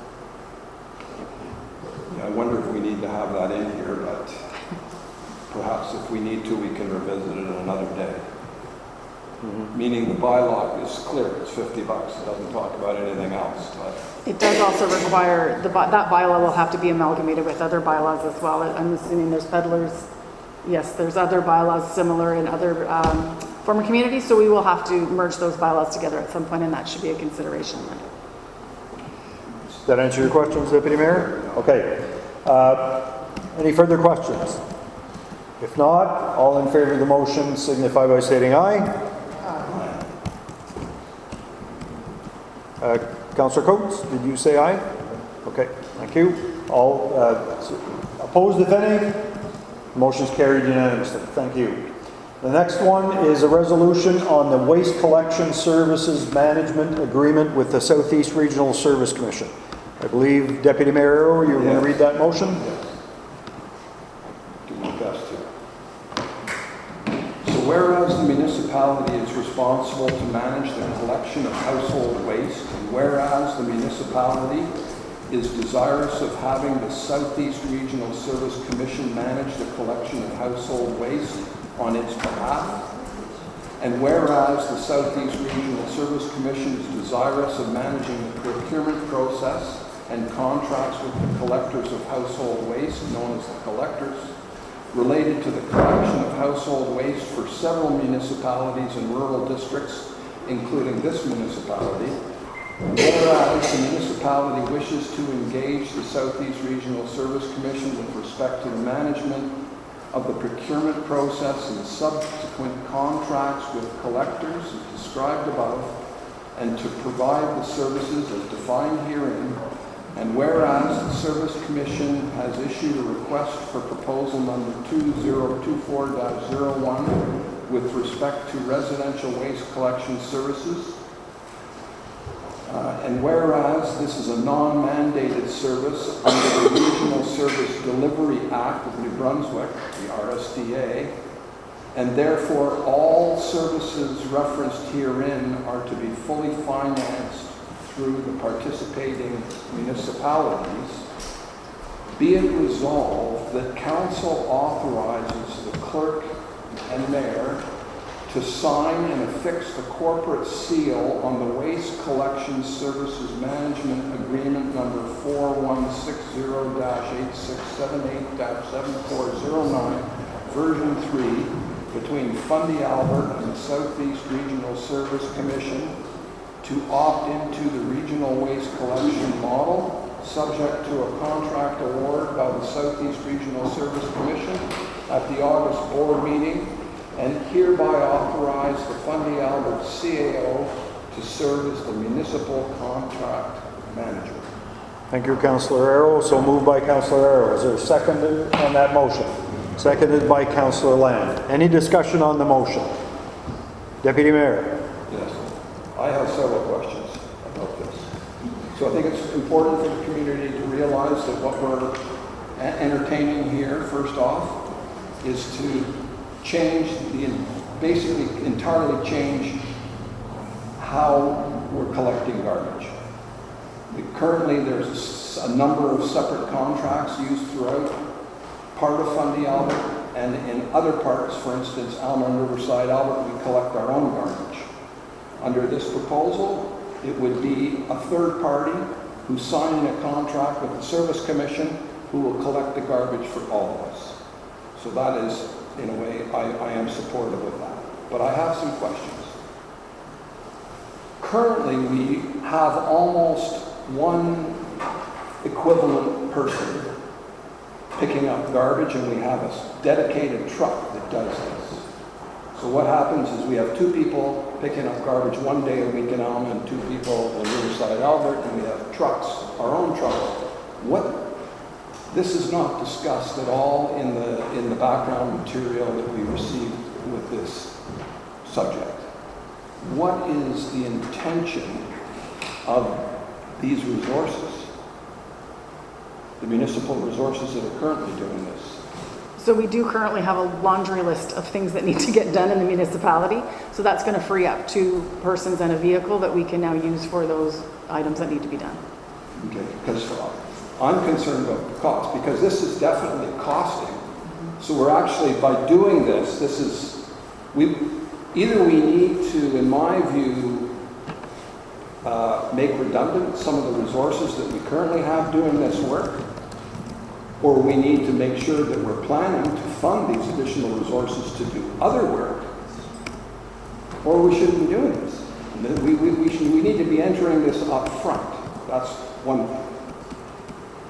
I noticed in here that what is also included, the community should be aware of, is that this would be much like we have today. One week it's clear and green bag, the next week it's blue and green bag, and that the bulk, big garbage days that we sometimes have, like in the spring we had this year, will be discontinued, and instead, every other week, all of us would be able to put out one bulky item, so-called bulky. I don't know, is it defined? I don't know.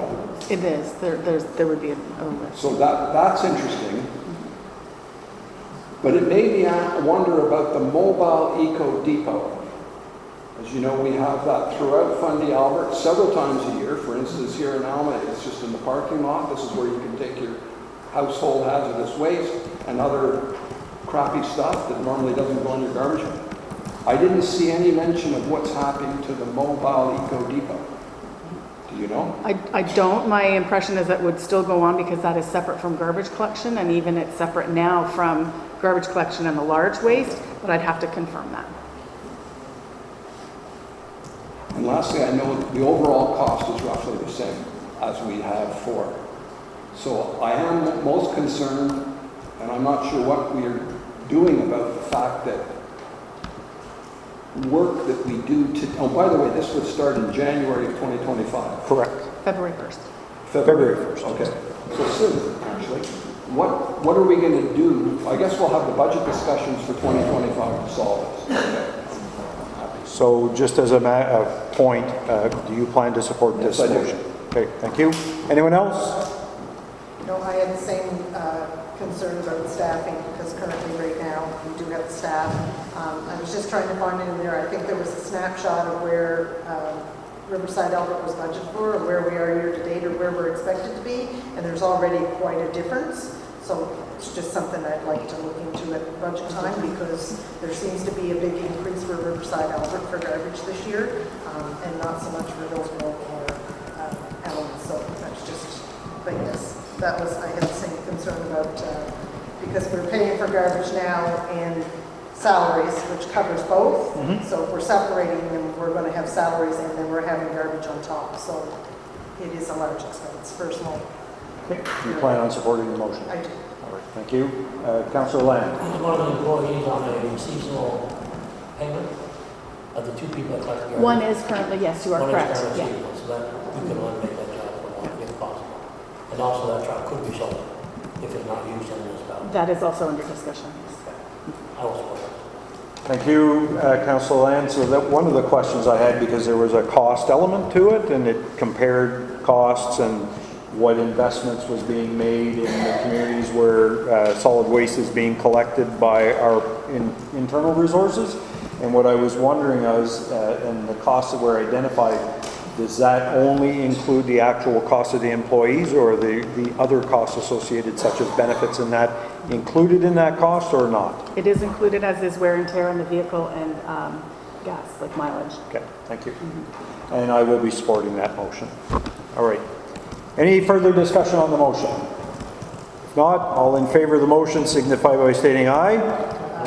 And I will vote aye. All the motion is adopted unanimously. Thank you. Item number D, 11D, a motion to adopt a Fundy Albert Municipal Facility Use Policy. May I have someone read that motion, please? I can read that. Go ahead, Councillor. Whereas Fundy Albert recognizes the need for a comprehensive policy to govern the use of municipal facilities to ensure they are used in a manner that benefits the community and maintains the integrity of the facilities. Whereas the policy outlines the procedures for booking and using municipal facilities, including, but not limited to, application processes, usage fees, responsibilities of users, and guidelines for acceptable use. Whereas the policy aims to promote equitable access to municipal facilities, support community events and activities, and ensure the facilities are used safely and responsibly. Be it resolved that the Council of Fundy Albert, number 1, approves the municipal facility use policy as presented, effective immediately. Number 2, directs municipal staff to implement and enforce the policy and provide regular updates on its effectiveness and necessary revisions. Number 3, directs the administration to develop a comprehensive helmet use policy. This policy should include, but not limited to, the following elements: mandatory helmet use for all individuals participating in activities with a high risk of head injury within the municipal facilities, educational programs to raise awareness about the importance of helmet use, enforcement mechanisms to ensure compliance with the helmet use policy, and finally request that the draft helmet use policy be presented for review and approval within 2 months from the date of this motion. So moved by Councillor Ward Russell. Is there a seconder on that motion? Seconded by Councillor Elderton. Any discussion on the motion? Just a couple of questions. Yes, Councillor Elderton? The rental rates that are identified in there, are they current rates? So Correct, yeah. When we discussed it at the Committee of the Whole, it is the current rates, and then we want to have a rate discussion when we come to budget time. Some of the organizations have already posted and listed their pricing for the next year. So we have to be very careful that we don't change the rates on them that would affect some of their registration fees. So I'd like to have that discussion at the budget talks and have that put in place for maybe the fall of 2025. Which is kind of unfortunate because that's what we said last year when we didn't increase the arena rates last year was because of the timing. So it's unfortunate that We could raise some and not others. We could raise for people who are outside of Fundy Albert. We could make certain decisions based on that, for sure. And the only other question I had was under the rental space, under Appendix 3, which I believe fell under the Riverside Albert Recreation Center, there was a note there that said requests for additional setup time will be negotiated on a case-by-case basis. Was that only for the Riverside Albert Activity Center, or was that note there for everything? It should be for all of it. Okay. If somebody requests additional time, if they want to get it 2 days before to set up for a wedding, we would have to deal with that on a case-by-case basis. Okay, might be something we just want to know where the wording is, because it's kind of only under the Riverside Albert Rec Center, which stands the question. Okay, thank you. Okay, and will you be supporting the motion? Yes. All right, thank you. Anyone else? Deputy Mayor? Yes, I noticed in the council report form, this subject was discussed during the last committee of the whole.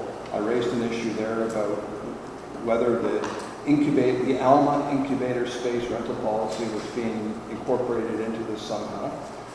The council report form does indicate that it is. I have two questions about that.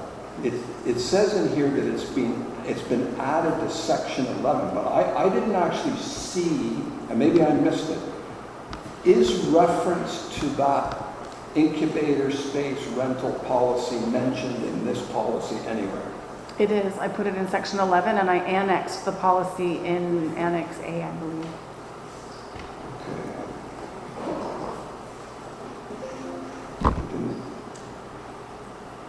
I wonder if I don't have the current one.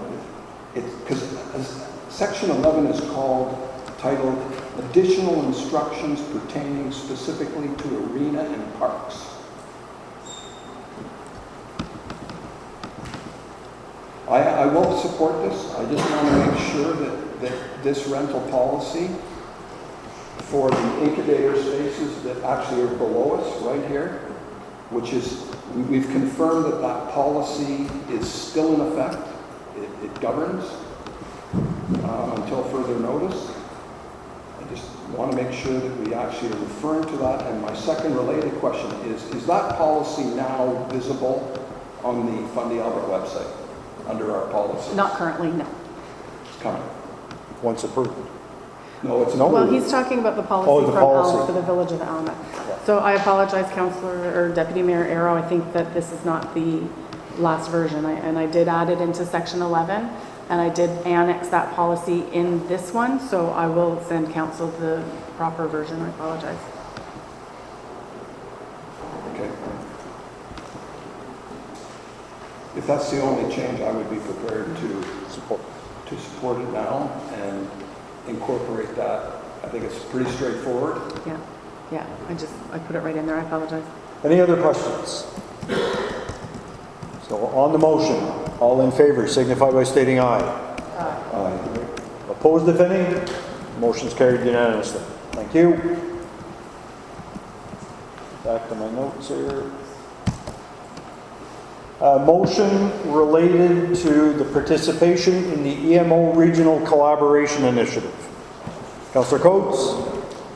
Where is there an opportunity for Fundy Albert to join with other Southeast municipalities to develop a regional approach to emergency preparedness planning, and where is partition in the regional cooperation initiative to enhance Fundy Albert's ability to develop a comprehensive emergency response plan consistent with the incident command system model. Be it resolved that the Council of Fundy Albert authorize the chairperson of the EMO Commission to form a Region 7 Emergency Measures Coordinator that Fundy Albert will join in the regional collaboration effort to develop an emergency response plan based on the original template and agree to sign the renewal and agreement. Moved by myself. So moved by Councillor Coates. So there's two items there. One is to join in the regional collaboration effort, and the second is to sign on to the mutual aid agreement, which would allow the transfer of, we could borrow equipment and personnel from other municipalities, which is a big boon to a small municipality. Any questions on that motion? I'll second it. Oh, sorry. Seconded by Deputy Mayor Errol. I'm sorry. So, any other questions? Are there any questions in relation to that motion? It is a long time coming, and we need to do it, or we're going to be left behind. All those in favor signify by stating aye. Aye. Opposed, if any? Motion's carried. Thank you very much. So this is, the next section is item number 12, which is public comments and statements. This is an opportunity for members of the public to make comments or statements if you wish to do so. I will set a time limit of 15 minutes so that we don't prolong this well into the evening. So, does anyone wish to make a statement? Yes, Mr. Milburn. I invested in the meeting, looking down here, not to speak, but to listen. I've written letters to the council regarding this meeting. And basically what I've got this evening is the notion that due to procedural idiosyncrasies, this thing could become undoable if something becomes final. It would seem reasonable. Councillor Elton mentioned earlier on a different topic that people have spoken. People have sure spoken on this idea. And that should be very evident in every room. People have spoken. There should be a public meeting if there's a chance that this thing can run through because the clock runs. And I think, as you pointed out, Councillor Errol, that there could be some questions about confidence in council. If this does happen without anything being even discussed in detail, we get a bigger problem. So, I would sure like to think that having spent the evening here, there would be something concrete that would come out of all of the hoopla that's been surrounded this happening. Thank you. Anyone else? Yes, Mr. Horseman. Just a few minutes ago, you guys passed a motion regarding essentially the contracting out of municipal garbage in Fundy Alpha. I understand right now it's only the two Alma and Riverside Alpha municipalities that you're currently evicting yourselves. Correct. Approximately 6 years ago, 7 years ago, I sat on the QB New Brunswick Local 51 board fighting against the contracting out of sanitation with the city of Moncton. The city of Moncton went every direction they possibly could to get out of contracting sanitation. They tried financial. We proved them wrong. You can always pick the garbage cheaper in-house. They tried everything they could think of coming down to health and safety and injured workers. I tried to explain to council then that you cannot contract out of your obligation for health and safety. They were informed by their lawyers that they couldn't. They wanted out of it so bad they took the risk in contracting today. I would implore our mayor and council, do not sell out your public workers. You can always do it cheaper in-house. You can buy trucks. You can buy employees. You have no control over middle waste and feral waste, putting 38 to 52% profit in their pockets. Some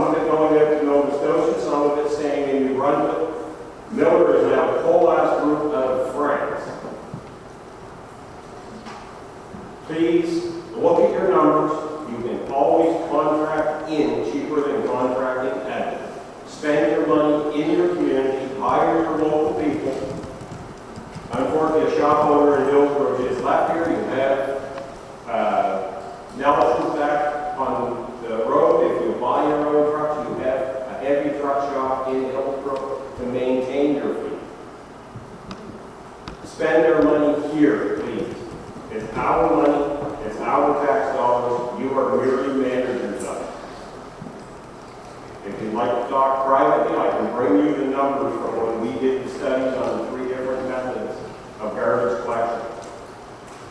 Thank you. Thank you. Anyone else? I believe there's a lady there. Would you identify yourself, please?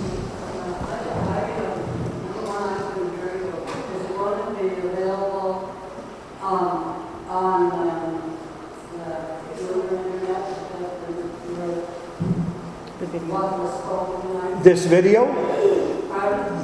Whether the video is going to be available on the internet? Yes. All the proceedings this evening should be on likely within 24 hours or so. That's our commitment, 24 to 48 hours. Thank you. Also, I've sensed for the last 2 years the stress. I used to live down. I still own my own home. And I have a house within Fundy Aug. The village seems to be really stressed over water and sewer and being told, having to free their choices removed from them. I don't know how to put that, but I just like to see the freedom of this village, the people that have lived here for the last 200 of their ancestors and 100 years being respected. And they should be forced to have the bylaw, and my aunt lost her home because she was forced to pay for water and sewer because she couldn't afford it. She was a widow. They had water and sewer. Everybody now used to it. And it's putting an awful stress on them, in my opinion, and from what I've seen and heard. For them to have to pay for water and sewer, and it's wasting money to put up with the dollars and businesses, in my opinion, that needs the water and the sewer, not private homeowners who already have water and sewer before you. My father had a beautiful well in the sewer, and my grandfather as well, and all my relatives. He turned to village water and sewer and shut off his own good stuff. So I think people in this village or anywhere in the farming government should be free to use their own facilities that they didn't pay for with their own money and work. I just think it's wrong. You decision, you know. Thank you. Anyone else? Yes, Mr. Wright. Yep. Should be starting to put that money back in the road, get some bumps and tears out, and stop there, rather than a pound. Instead of wasting money on speed bumps. Okay, thank you. Just so for your information, Mr. Wright, I believe there's a tender going out for Pound Hill. For the paving of Pound Hill. For the paving of Pound Hill, the redoing the whole thing. The rest of the village. The installation of the speed bumps is, we already have the speed bumps, it's just to install them. So it's the work by the employees, but thank you for your comments. Anyone else? Mr. McFarland. I just wanted to address something that Kurt said. He did leave, so I'll make it really quick. But he did say that in the bylaw, they're trying to differentiate agriculture, hobby farms, and hens. However, that is not reflected at all in the Fundy Albert Rural Plan as it has been proposed. I think what he was referring to was they want to do that now.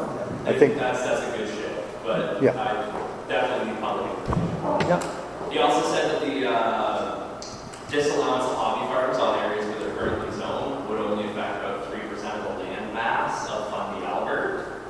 But looking at the map of Fundy Albert, we are very big. It would actually affect almost half the population of our community as a whole. And also, I just want to caution you against saying that chicken keeping was prohibited in certain villages in Fundy Albert, unless there is a specific bylaw back.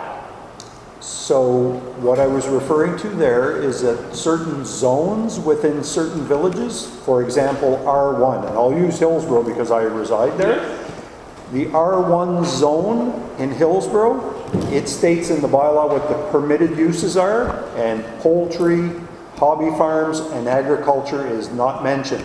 So because it's not mentioned, it's not permitted. It says that only these uses are permitted. That's where I was getting at. I'm not saying I'm against the development of poultry. What I'm saying is today, so it's not fair to turn around and say, well, it's allowed now, but you're trying to take it away. Well, no, it's not really allowed. That's what I'm getting at. Yeah, we had a conversation. And I know there is a semantic issue there, but it is. Oh, well, I'll differ. We'll agree to disagree, because to me, if it says the only permitted uses are, and it doesn't mention any one of those three, it means it's not allowed. So, What about pardon me? like a hen cat is a pet, or a rabbit cat is a pet? There you're getting into semantics. Yes. Yeah, all right. Point well taken, but we're going to reopen it. We're going to reopen it. I believe there was a lady at the very back. In regards to the piece of the land, Sorry? in regards to the piece of land, there were two options mentioned by the deputy mayor about the situation when he was asked about rescinding it. So it was said that the first option probably couldn't happen tonight. If the second option could happen at the next meeting, if there was a motion, if the transfer of title didn't take place to the land. I'm just asking, is there a set date for that title and transfer? And when? I believe there is. Sorry, Mr. Dennis, so when is that date? August 9th. 9th, August 9th. I believe it was on or before August 9th. So before the next council meeting? That's in 2 days. Or 3 days, sorry. That's what I thought. Yeah. Mr. Lackey. Is there, for the road plan, is there any intention of now measuring it against the strategic plan that you just passed? Is there any plan to? Shouldn't the road plan support the strategic plan? And is anybody looking at it from that point of view? I don't think so. To me, that's a great, It should be brought up to the great committee. comment. Yeah, it should be something that the committee considers as they're preparing recommendations to council. Because from what I see in the Westmoreland plan, that was like 2016. And now we have Brandon speaking in 2024, 2029. And I would hope that our road plan reflects our strategic plan and they work against each other instead of fighting. That's Good, very good point. Thank you. Anything else? Mr. Kelly? Yeah, my question, I guess, or comment is actually for Deputy Mayor Arrow and Councillor Elderton in regards to the Water Bylaw Committee. I'm wondering if you guys have put any thought towards how you're going to measure Airbnbs or unregistered rooming homes within those zones. So they didn't come up in any of the things you mentioned in your speaking. I would say they're actually in both. The two options that really are available to any municipality for billing are either or a combination of a meter-based system or a system that's based on differentiation of users with some form of unit system.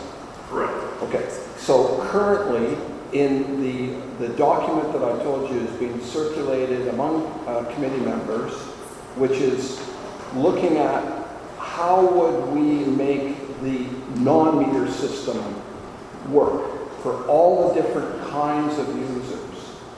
There are, for accommodation type users, whether it's a motel or a rooming house or an apartment building or a single family dwelling or a multi-unit dwelling, these are all combinations in there that are addressed. The one that's not in there is Airbnb.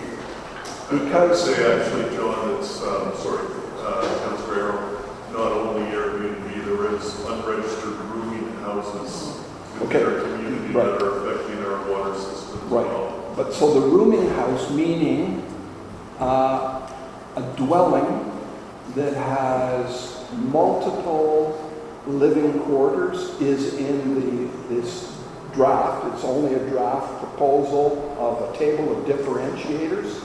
It's in there. Because what we try to do is look at the community, the 3 different communities that receive municipal water in Fundy Albert, and we tried to look at all of the different users that we're aware of and make sure that there is a place in this differentiator column that addresses that kind of user. So we're still in the deliberation stage, but I think we're getting close. I think we've got, and this will of course at some point be shared with the community.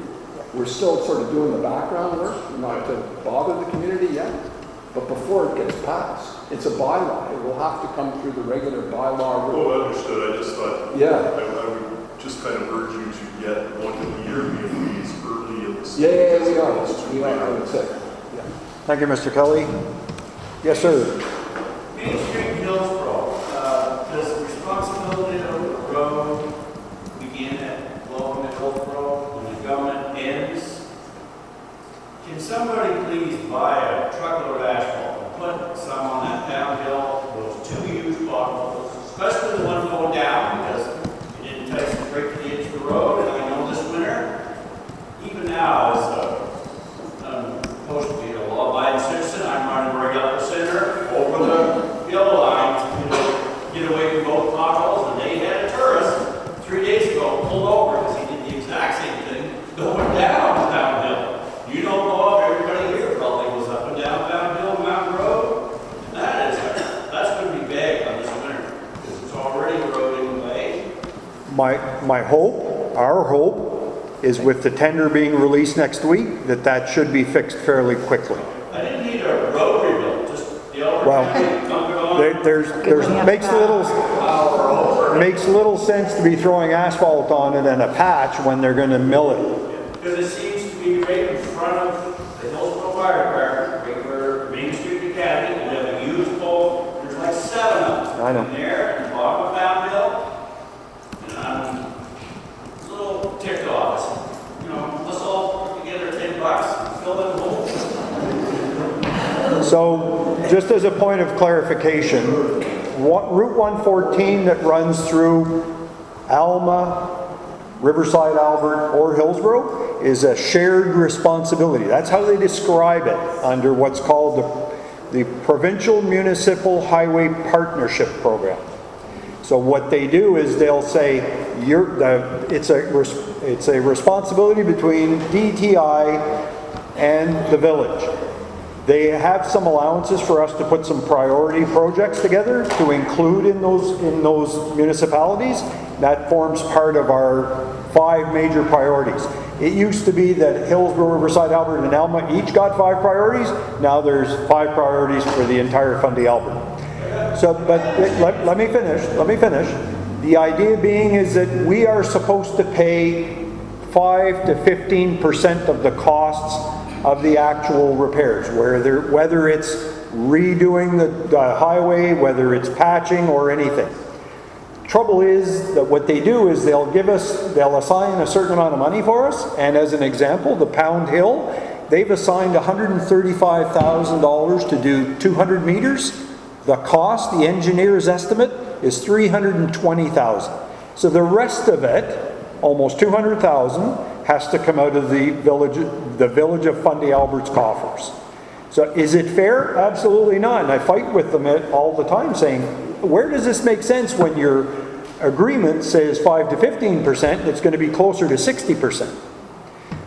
But that's the challenge when they create documents that force an understanding on municipalities. We weren't consulted when they came up with these plans. So when it says Welcome to Hillsborough, and that's considered your town line. Correct.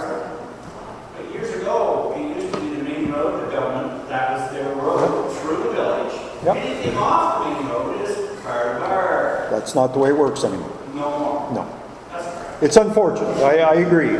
Like you're speaking... There's a tourist down here. You're speaking to the converted. Yeah. Anyway. Sir? Is there anything we can do to postpone this land deal? Because you said once it's gone on the 9th, it's gone. Right? Or you didn't say the 9th, but you said once it's through a whole day, it can't be rescinded. So now you're telling us that it's done on the 9th.